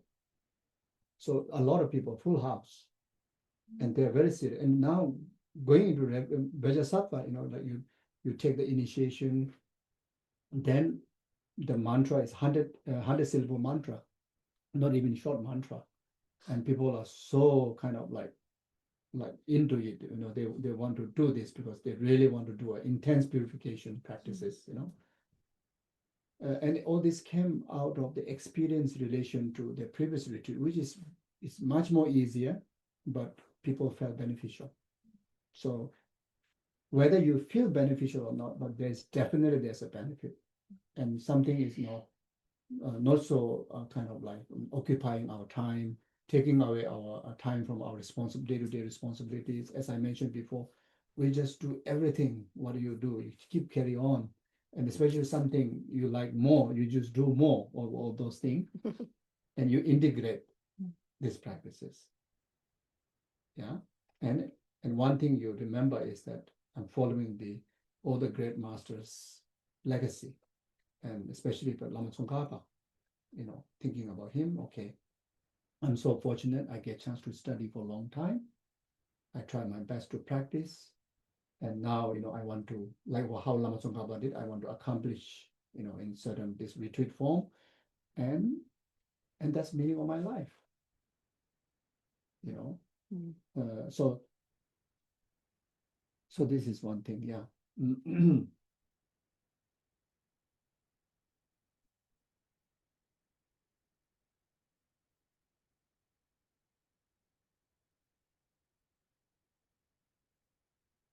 So there's a few kind of like a technical kind of understanding in relation to refuge, which is very beneficial to know. Let's say first, I think the first one I already mentioned. You know, what are the object of refuge? You know, which mentioned before, Buddha, Dharma, Sangha. And there is a conventional aspect of refuge, object of refuge, and ultimate object of refuge, which also we just mentioned before. Then there's a causal refuge, resultant refuge. So causal refuge is the object that we are going for refuge, which is Buddha, Dharma, Sangha. Resultant refuge is that going for causal refuge put us into a position of having so many opportunities to accumulate merit and do purification, such as mentioned before, with, you know, all the 7 limb practices like offering, etc., prostration, etc., will result to actualizing resultant refuge, yourself becoming Buddha, Dharma, Sangha. Now there's another technical thing to understand is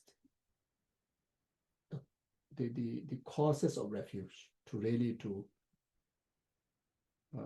develop genuine refuge in our heart. There's a cause and condition. Cause that something is causing you to actualize this refuge. So this is important. Everything is cause and effect, isn't it? So refuge too had its causes to ripen in our system. So what are the causes?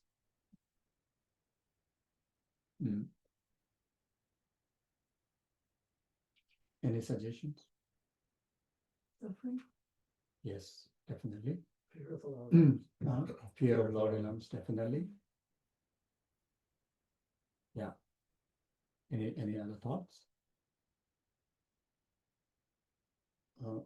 So in the Buddha's teaching, emphasize two main causes of refuge.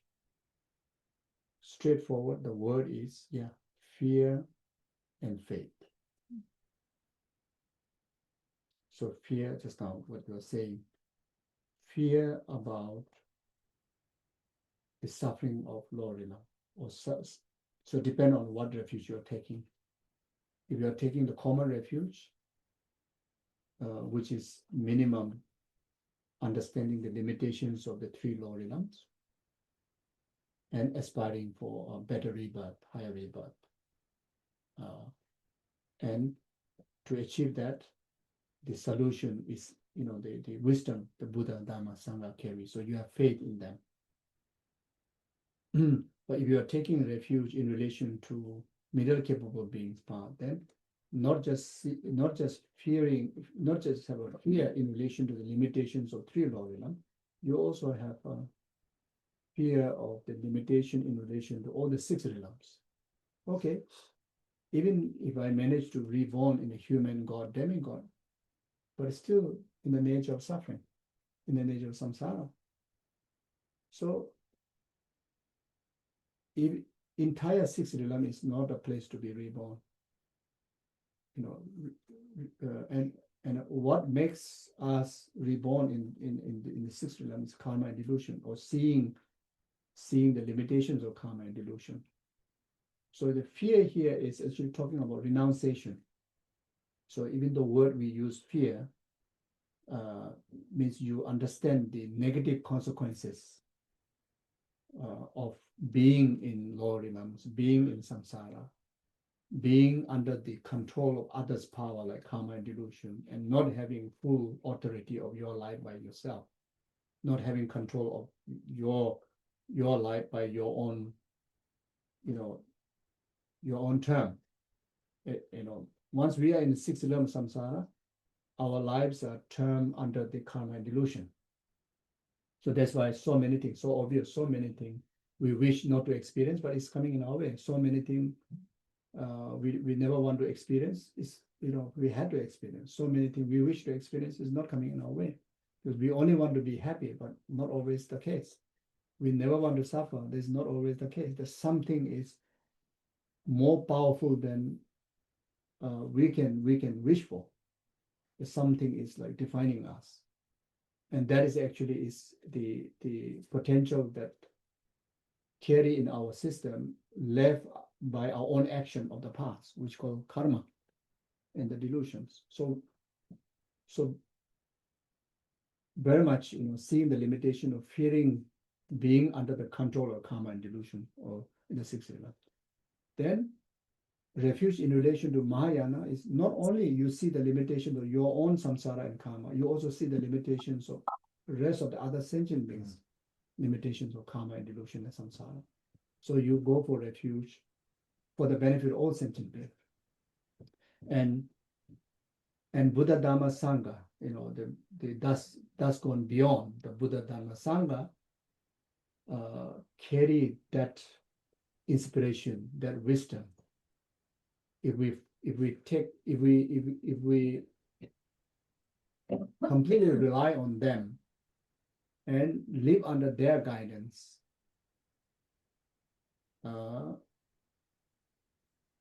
and we can able to overcome all, we can come out of all those fears, all those limitations.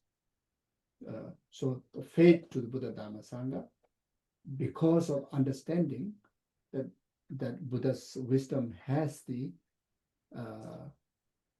ability to protect us, or Buddha's wisdom is the actual antidote, to overcome all the fears of the samsara. So this is the two cause: fear and faith.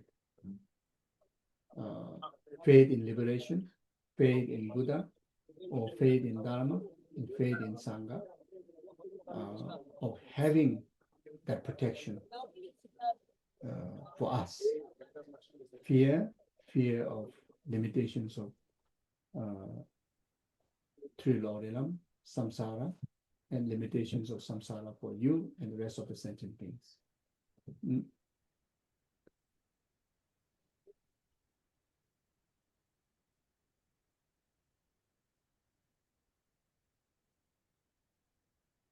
Yeah, I think very much like that. So when we take the refuge precept, these two causes has to be understood, and you need to have a lively of that two causes. Then after that, when we go through the short ceremony, it's very much repetitions, transmissions, then the result, the refuge in the form of a spiritual continuum ripen in our system. So that's how that refuge is obtained. And minimum benefit, even you don't practice afterwards at all, just having that spiritual transmission, understood that immediate rebirth is definitely will not fall into three Lord realms. Minimum will reborn in higher rebirth like human, God, and demigod. Minimum. Once you have that transmission, once the seed is planted, the protection is planted in your system through that transmission, that is definite. So that's why once we take refuge, one thing have to be clear, that even death comes in our way, that definite confident that I'm not going to be reborn in three Lord realm. I don't have fear about that. And can you imagine if you remember that, how much comfort, how much protection that you will receive, because there's so many individuals when they're passing away. One of the fear is, first of all, they don't know where they're going, unknown place. Many will fear that they will introduce the language of Lord realm, and they may fear that they at the time of that kind of situation, intense situation, end of life, all the wrongdoings of the past is become so more vivid than doing good thing. Negative imprints are more vivid by natural coming in our way. And that negative imprint somehow reflect into, like a reflection comes in our way, the consequences of the future life. Like such as like if going to be born in hell realm, the hell beings, like kind of environment appear to you. So go through like that. Spirits, hungry ghosts. That's why some like they fear, they don't, for us, we don't see anybody there. But then some of the dying persons, say, I see this, they frighten, they scream. One way is a hallucination, but the hallucination that also have its cause. It's a projection of their past karma that which haven't purified, and their future rebirth actually is seeing, appearing to us. And that happens in the human realm, but more to the God and demigod realm. That's why the main suffering of the God, especially in God realm, the main suffering is suffering of passing away from there because of exhaustions of the merit and the future rebirth already appearing in their hallucination about a month before. And like almost like they're going to be born in hell. The hell is already arrived before even they're born in there. So that's why even God realm understood as a not a right place to be. So, but if you have refuge, this you will see, because karma is not purified, you will still have this projection, but you will not fear out of this projection, out of these appearances. You will not fear, because definitely sure that you're not going to born there. But that doesn't mean that karma is purified.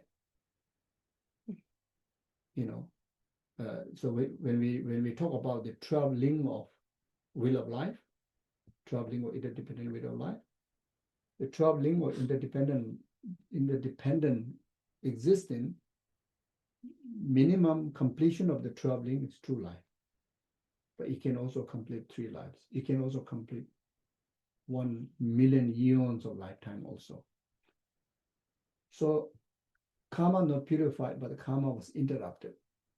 If there's no refuge, there's no interruption. Whatever appear, you were born there. But because of refuge, your karma was interrupted. Even though heavy negative karma, yes, I have done so many bad things. Now it's like so much of this vivid appearance is there, and some more that karmic consequences also, you know, like the reflections are appearing to me, but I don't have to fear, because karma is there, but it's interrupted. So I'm not going to born there. And now there you make an aspiration. Again, your refuge strengthened that. May this karmic interruption give me the opportunity to be born in the precious human rebirth again, and there I'm going to purify, using again the tools of Dharma. Using again the tools of Dharma to purify from its root. You see, so that forever I don't have to experience that. And this, you know, just this how to say, opportunity is already a big relief and a great protection. So from the very beginning, we have to remind ourselves, once I take refuge, even I'm a not good practitioner, even I've totally forgotten completely, but I have refuge once. That transmission is already give me a security, protection, will never born in the 3 Lord realm, in even happen to commit a heinous crime. The immediate rebirth is not in 3 Lord realm.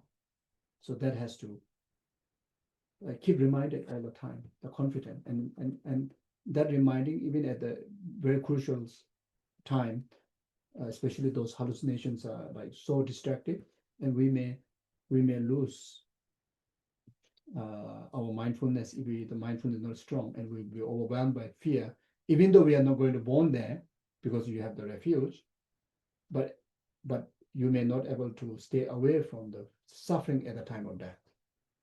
But if you remember that, then even that's at the time of death, you don't have to suffer. At least hallucination suffering has to be, can be overcome. It makes sense? Yeah, clear? So this is very important, because there are a lot of natural occurring, you know, hallucination or disturbances, and this can, and as I mentioned this morning, you know, they are far more frightening than those of the nightmare that we think that is so frightful, you know. So yeah, so refuge, you know, when we receive refuge, we you know, first time you receive from someone who keep the precept purely from the time that person himself or herself received the refuge, then keep the samaya purely, you know, and never stay away from the heart of refuge. Then have a complete, you know, a conviction, and such kind of pure keeping samaya, then, you know, confer the refuge, and that's where the transmission of refuge that established now continue. And also the person who, you know, from whom you receive also need to carry that lineage, so unbroken all the way up to the lineage is unbroken, uninterrupted, all the way up to the Buddha. You know, Buddha can be Shakyamuni Buddha, can be like Tara, can be Manjushri, but the source the initial source has to be from enlightened one, so that's the thing. Then once after you receive the first time, then you can receive by yourself, refreshing them every day. And each time you refresh, it will help to make yourself also in the position that you have this, very pure precept, and sometimes some vulnerable beings that comes in your way, you offer refuge because you keep the pure samaya. And just remember one benefit: once you have a refuge with the pure, pure holding the samaya, you're able to pass down to this refuge to somebody, and that being's individual continuum will immediately, but no lorium at all. How big protection you can offer. Unbelievable. And even though the animals, they are not in the position to generate that motivation of taking refuge or generating this true cause, as I mentioned before. But with the genuine sense of compassion, you can offer refuge even to those, even to the animals. So the main tool to ripen the cause within them is through the power of compassion. So then just give a refuge by yourself expressing the words, the ceremony.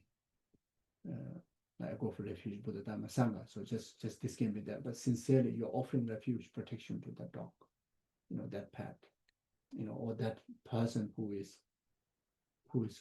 in very difficult time, who's dying.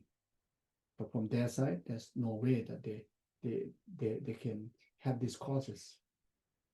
But with the full purity of your own samaya, and the precept on the refuge, and genuine sense of compassion, you can offer, and they receive the benefit. You see, so for us that who had the intelligent capability, then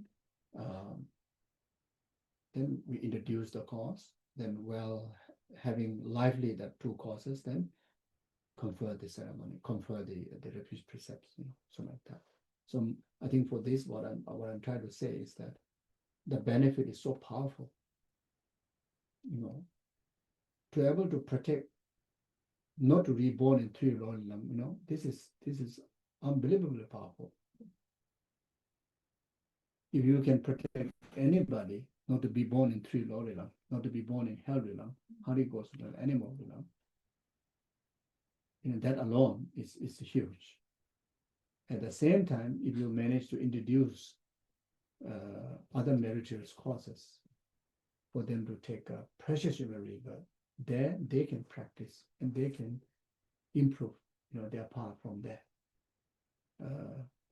We can do that quite easily to human who still carry, faith and intelligence, but those who don't believe in this practice, or especially animals, from their side, they have no ability to create any causes. So through the tools of the power of holy objects, like such as relics, such as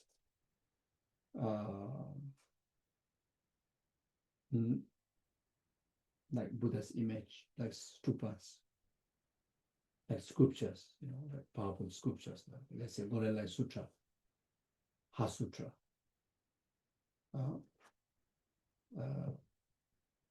Then any Buddha's images, and placing on their body, like Namgyalma.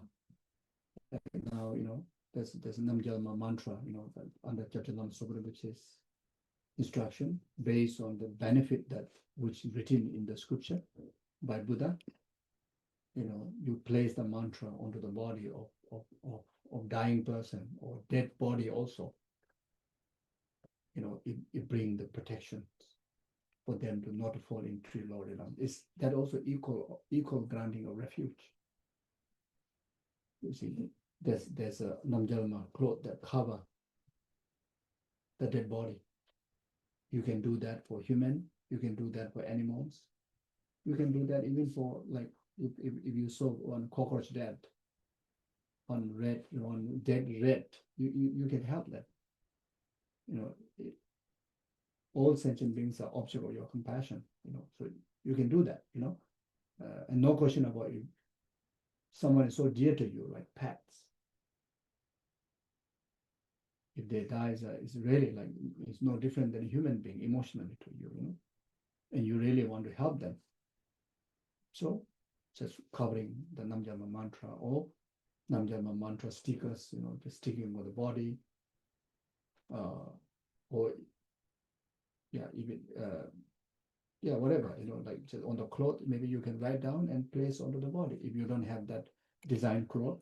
We have this design cloth, Yeah. many, Yes. and the Namgawa stickers in the shop, and the cloths are just here, out here in the Yeah, foyer. so it's oh, okay. So it's very, very, very, very powerful. So this you know, is very skillful way, very powerful way to help those from their side. They have no faith. From their side, they have no capability to practice the Dharma, take the refuge, and we can offer refuge in that way, or reciting Om Mani Padme Hum. You know, reciting Medicine Buddha's name mantra. You know, you do some. Maybe many of you have done Medicine Buddha puja. So there's one verse. Hearing once, just simply the name of Medicine Buddha. You know, there's no question about the name mantra. Tayata Om Begaza Begaza Ma Begaza Begaza Samukade Soha. Hearing once, close the door to three Lord realms. Yeah, it sounds like unbelievable. It sounds like how is it possible? Yeah, because of our ordinary mind, you know, unable to accept that unbelievable quality, unbelievable benefit. But the actual reality is the benefit is true.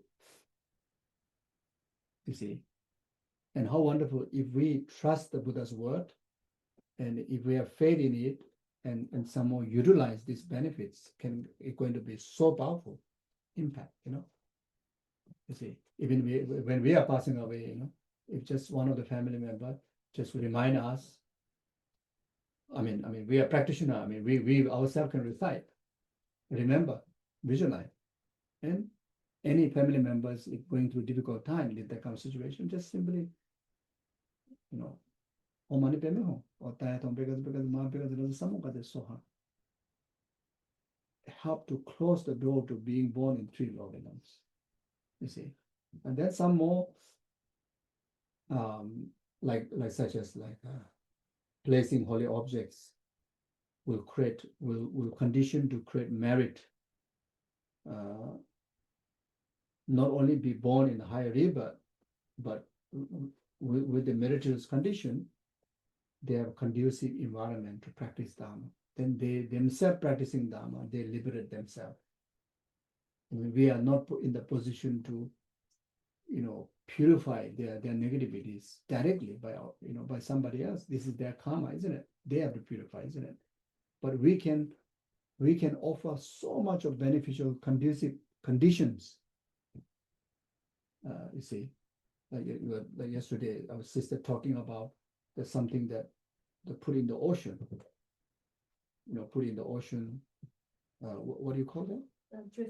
Drifter. So talking about how to benefit all the sentient being in the ocean. So, you know, there's a like tomorrow you have the text, isn't it? Blessing the ocean. Recite one of the main mantra is Namjalma mantra, and Om Mani Padme Hum. So you recite them, you blow to the mission that is throwing in the ocean. You know, like we do that Namjalma boat that we put into the ocean, or we recite the water. So one thing I also want to request tomorrow, if you are joining this water practice, if you can maybe like small bottle it's not the amount of the water, but something. And you recite from now on, you recite as much as Om Mani Padme Hum as possible, or Medicine Buddha mantra. If you know Nam Gyalma mantra, you can do that. Otherwise, Om Mani Padme Hum is everything. Then blow to the water and you bring along. So bring along.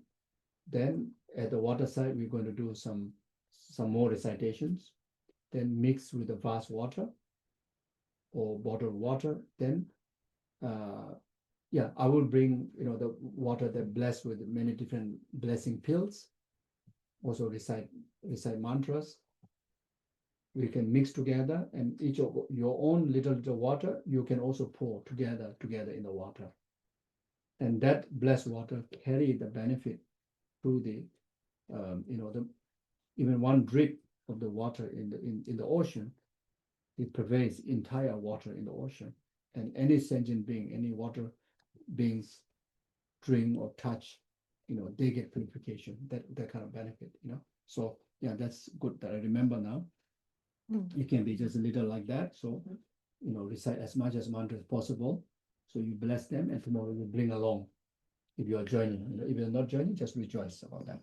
Geshe, sorry to interrupt, but I've been thinking about that, and because this visit, everybody's parking down at the beach where we're going to be doing this session, then we're having people drive people up. Yeah. I wonder if we should just do it for a first session tomorrow when everyone's arrived, already down at the foreshore, and then we come back for a session before lunch here instead of the other way around. Okay. What do you We think? should do that. Instead of going up and down. Yeah. Yeah, we meet there. We meet at the foreshore at Yes. 9:30. Okay. Well, you want 9:30, yeah. 9:30? Mhm. Not too early. Okay. So it'll be like the first session here, but we start down there. Okay. Good Yes, idea. that's okay. So have hotels down there in nature as well. Okay. Get the refreshings as we're all there together. And why not? And then lunch. Well, maybe it's, And then can. Bring all lunch back.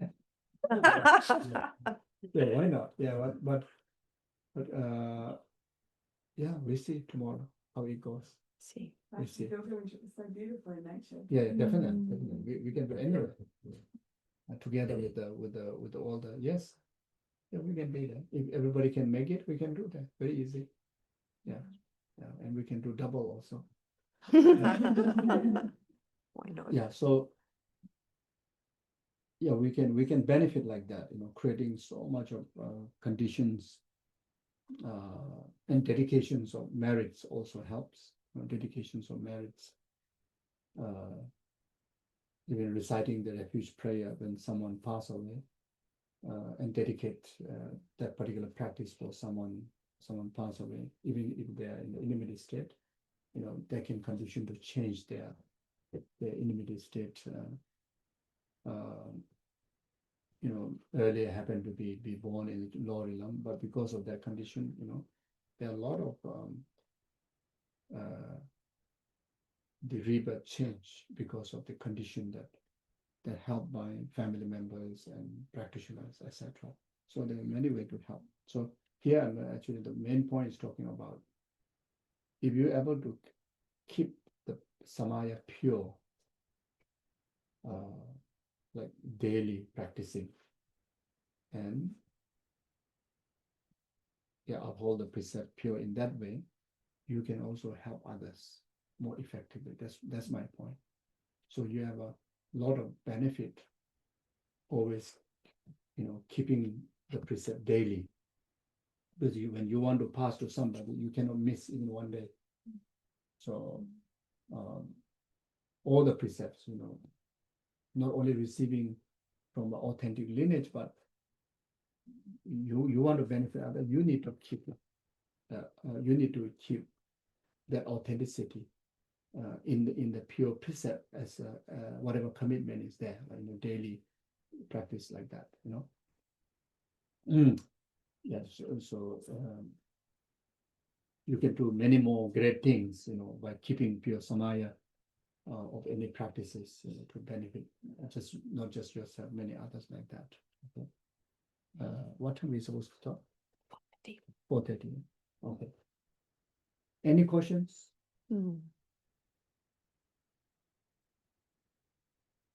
anything that you want to clarify?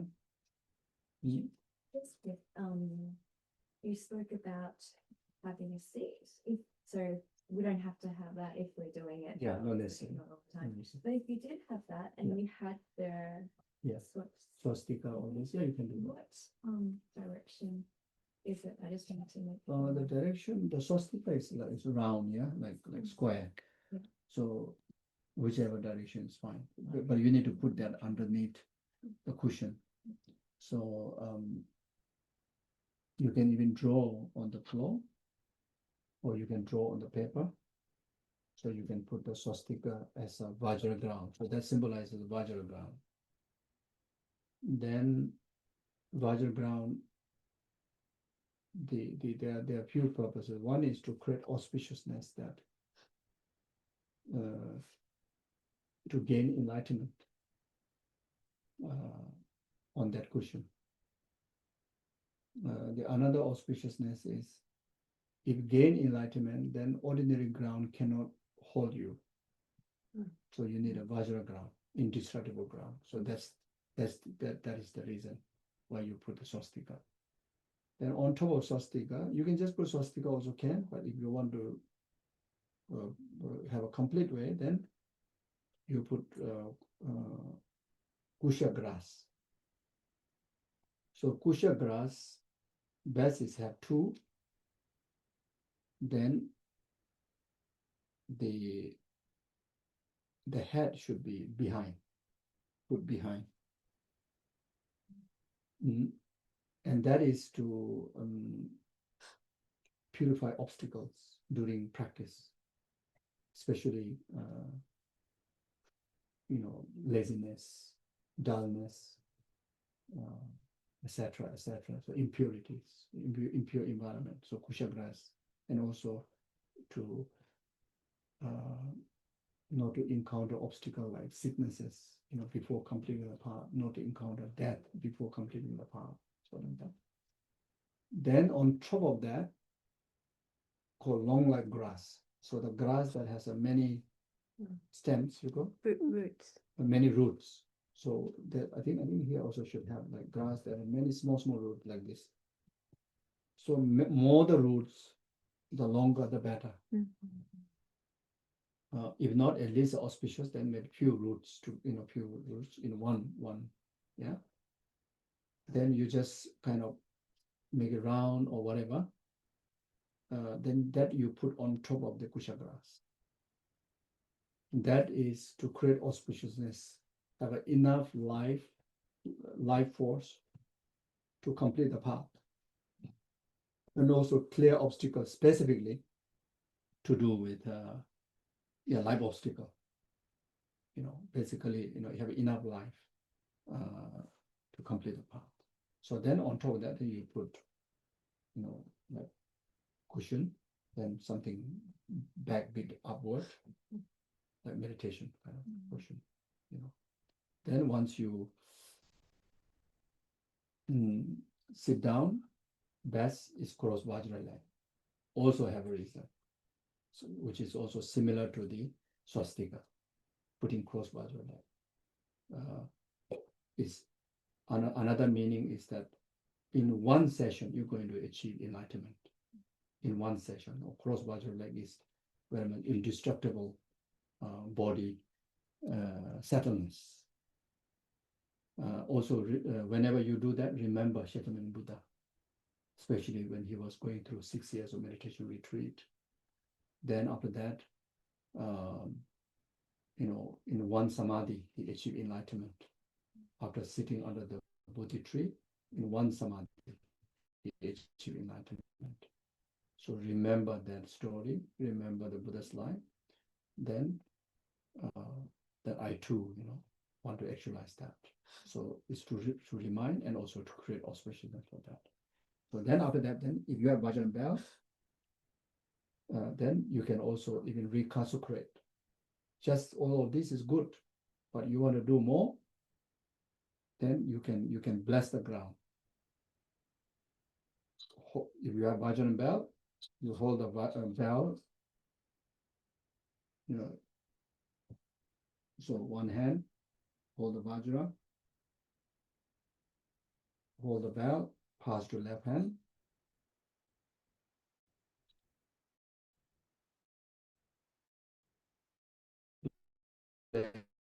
Is, navel. Hold them, if not, just touch the cushion. So that understood that consecrations of the retreat ground is done.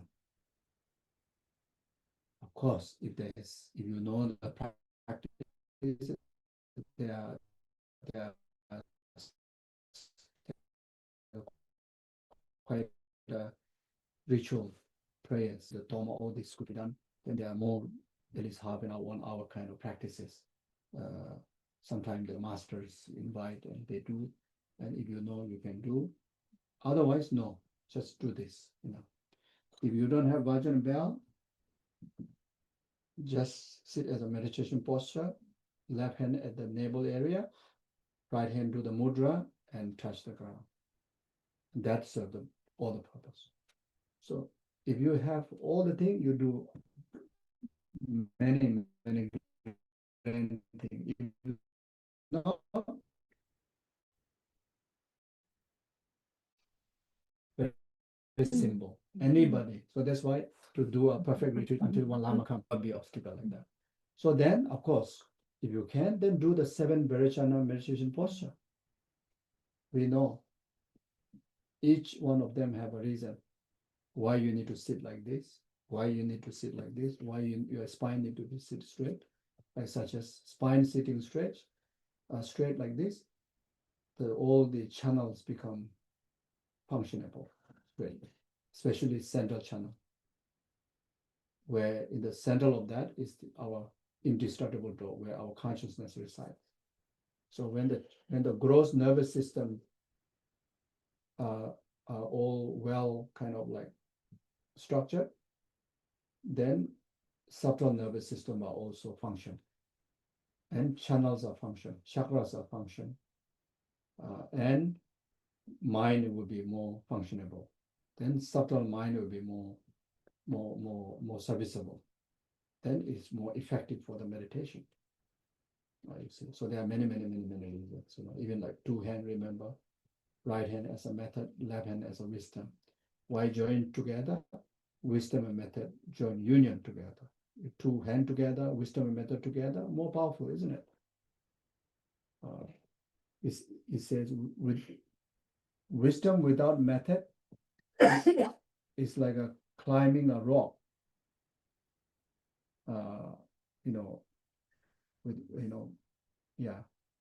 Without hand try to climb the rock.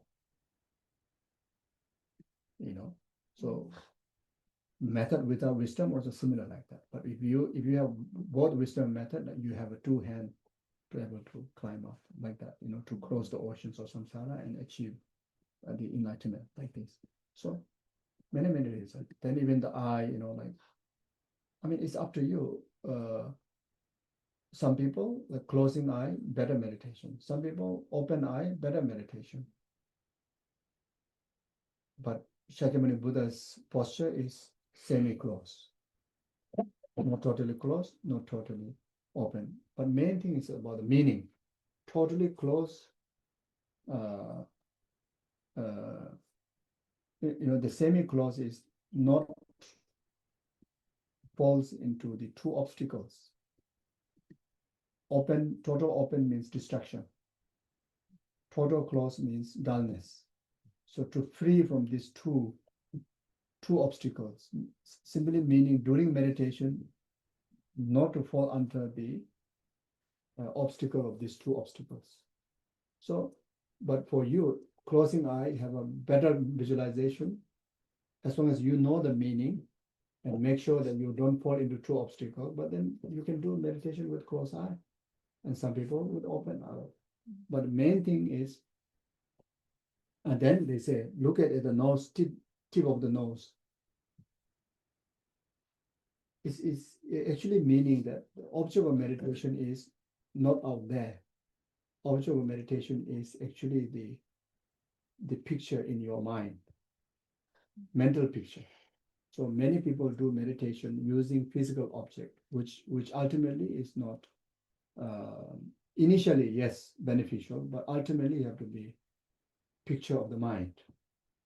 So that symbolize that. You see, it's almost saying it's a look inward. But here it's show the nose. And some people they didn't understand. They look at the tip of the nose and go through the meditation.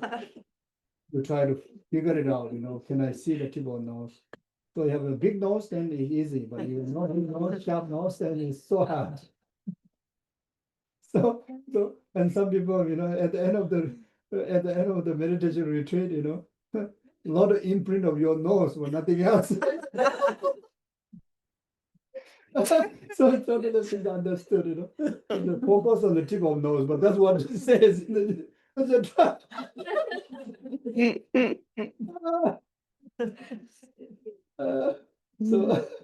yeah, so that would be disaster. Like 2 weeks of intense retreat.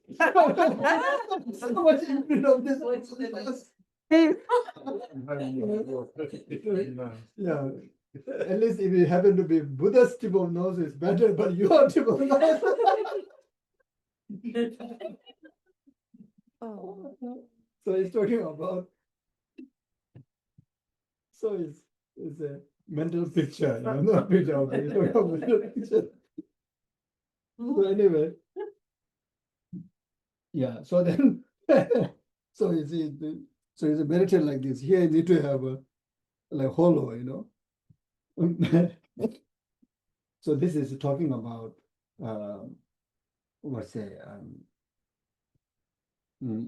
some freshness. So air can go. So this meditation posture is introduced in India, especially in central India. It's super hot. Summertime, both Gaya, but Varanasi is super hot. So they need it. But in Tibet, in Himalaya, it's too hot. Cannot manage. In Tasmania, the winter, with the thick jacket, very nice meditation, all the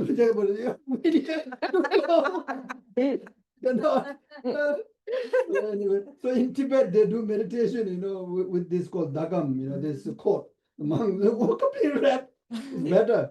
Otherwise, we're freezing to death. Anyway, so yeah, so you have to balance the climate and everything like that. So anymore? I have a couple of questions from online. Yeah, please. Is that okay? Yes. I have one from Zara, who is asking Geshe for some words of encouragement in dealing with obstacles as they arise in the practice of Nungdros. For example, when the mind becomes wilder, life circumstances changing suddenly, and so on. It almost seems like these come up specifically when one is trying to practice Nungdro sincerely. Yeah.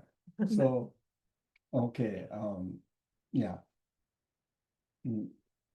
But yeah, it's definitely is Nungdro is not the cause for the problem. Mhm. The karma is the cause of the problem, and it is a sign of purification. Because of antidote is taking effect. In fact, your practice being very, very effective. It doesn't mean that sign of effectiveness of your practice is always manifest in obstacle. It doesn't mean like that. But if the obstacle is there, then the interpretation is that initially, the karmic potentials or karmic consequences are so subtle and it's like so settled in our system. And the karma has a power to keep increasing it is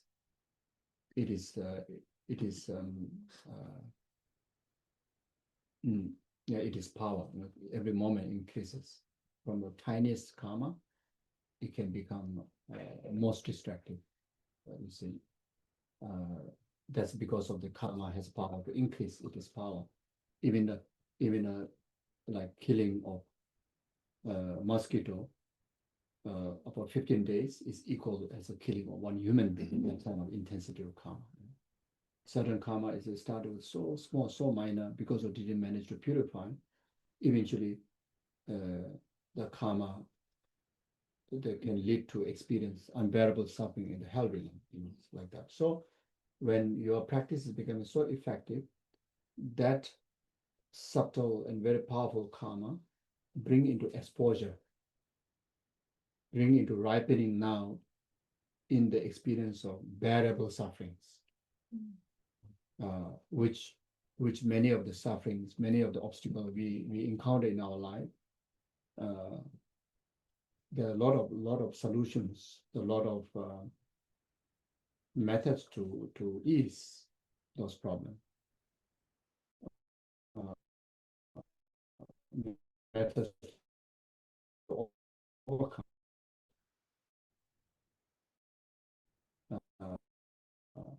Compared to way to experience in a bearable way, even though how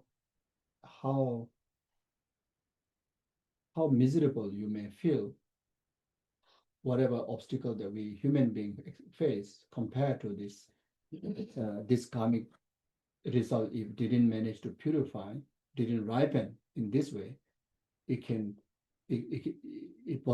very much can ripen in unbearable circumstances, in like such as the lower realm.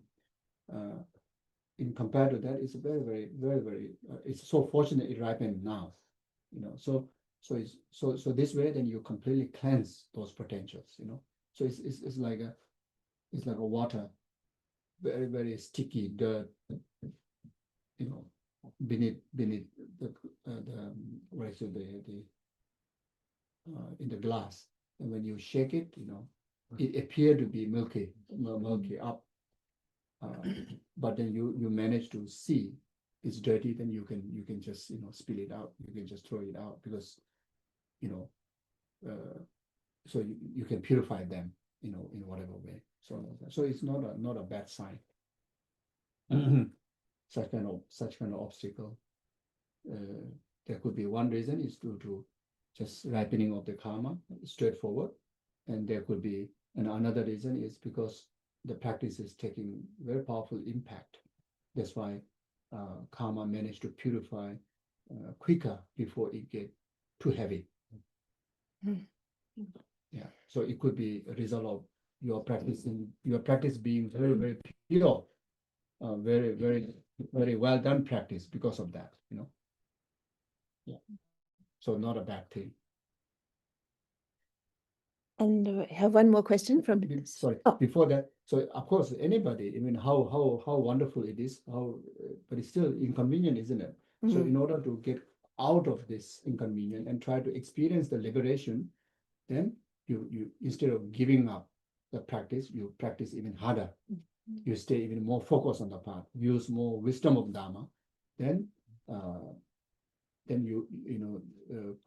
without delay, quickly you're able to enjoy many amazing things, Those obstacles actually is like kind of like a clearing pathway to amazing opportunities, amazing some beneficial things, coming in your way like that. Thank you. Thank you, Geshe. So Siv's also online today, and she's asking, can you please clarify further the three sphere emptiness, no self, practice, and purpose? Okay, so three spheres of emptiness is in understanding, the subject and the object and the purpose, the result. So subject is your own self, and the object is the merit that you accumulate, or the practice that you are practicing, or things that you're doing.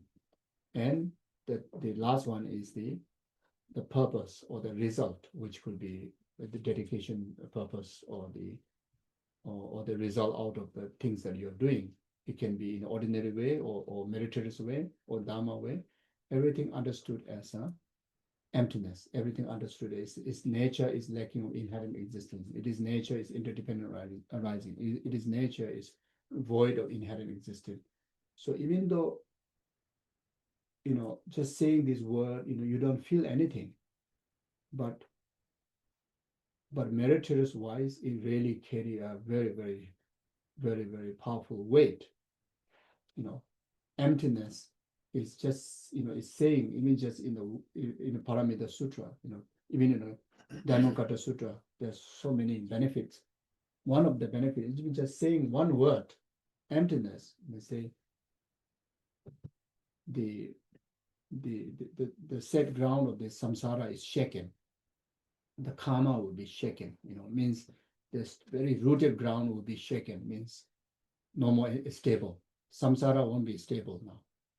You know, that much power, even just saying in word. And can, if you're able to manage to even feel what emptiness means and how great meaning would be there. But the feeling, impact of the feeling of emptiness comes after you meditate so much. Until then, the words are, you know, unless you rely on the benefit you are seeing in the scripture, otherwise it's like, what do you mean? Lack of inherent existence, so easily can say. Do you feel anything? No. Or emptiness, you know, it doesn't feel anything. But when the moment you start to meditate and bring the impact through meditation, then even you hear the word, it's like goosebumps stand up. It really kind of like make you really impact, you know, like that. Yeah. Thank you. That's it. That's it online. Okay, so I think I better stop here. You need to go back home. Maybe some may need to drive quite further away also. Mm. Okay, see you. So tomorrow, see you at the ocean. Okay,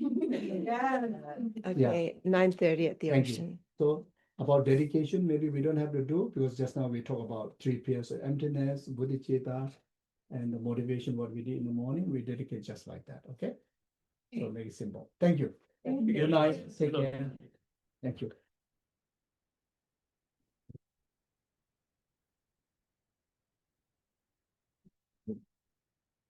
Blessing, we have the text. I don't. I was just going to ask Tony. He could help me with that, I think, because he must have had it. Does he got it? You have the We ocean bring blessing the text? text. The actual written text, no, No, the ocean. the ocean texts, The or the blessing. Nangyalma, Yes. Yeah. no, No, I thought Lindy had, But Yeah. what? but you don't. this, you know, the which is usual, the blessing, the ocean, I can find it. It must be online. it's online. Yeah, or otherwise I took the picture. So, Oh, I'll find it. We yeah, can- so then the contact. people can use in their On the phone. phone, Get Judy. practice on the phone. Yeah. Okay. Yes. Yeah. that's We what will we'll do. So definitely it's, no, it's there in the, Yes, I'll find online. it. I'll find it. On Geshe tonight, or maybe tomorrow, I'm not sure, but I was going to ask if you wanted to get everybody a copy of this. Yes, Because why there's not? many out there and it's for Yeah, everybody. maybe we can offer now. Well, I thought they'd case like to tomorrow. get it from you better than from, so maybe we can bring them in. Yeah. Or tomorrow, what do you think? So tomorrow at the lunch time? Oh, I haven't got enough for everybody at lunch. Oh, maybe over here. Oh, I've got Yeah, that. maybe over here. Just put this number here. Sure. So if Maybe if everyone wants to, you would like to have this one, we'll bring them up. I just thought they might think it's, sure. they'd love to get it from you more than anybody. If that's okay. Okay, here they come. So please come and receive We a got book from Geshe. Yes, thank you. We can discuss that. Please. Come. I haven't. I haven't.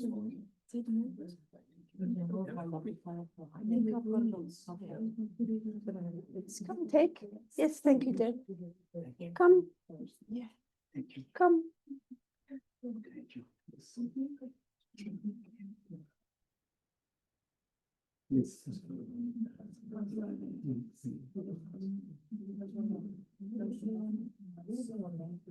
Thank you.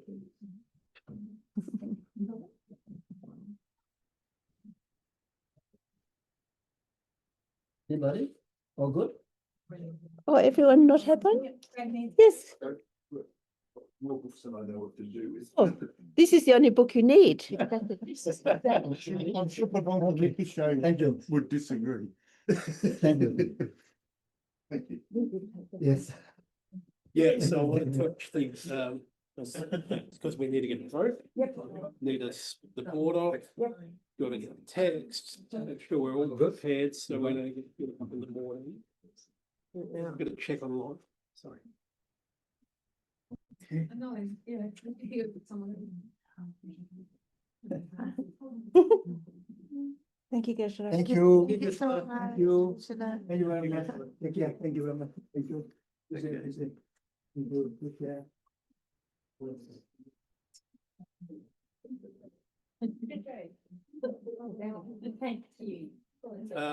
I've written that, yeah, I'll organise, I'll get that.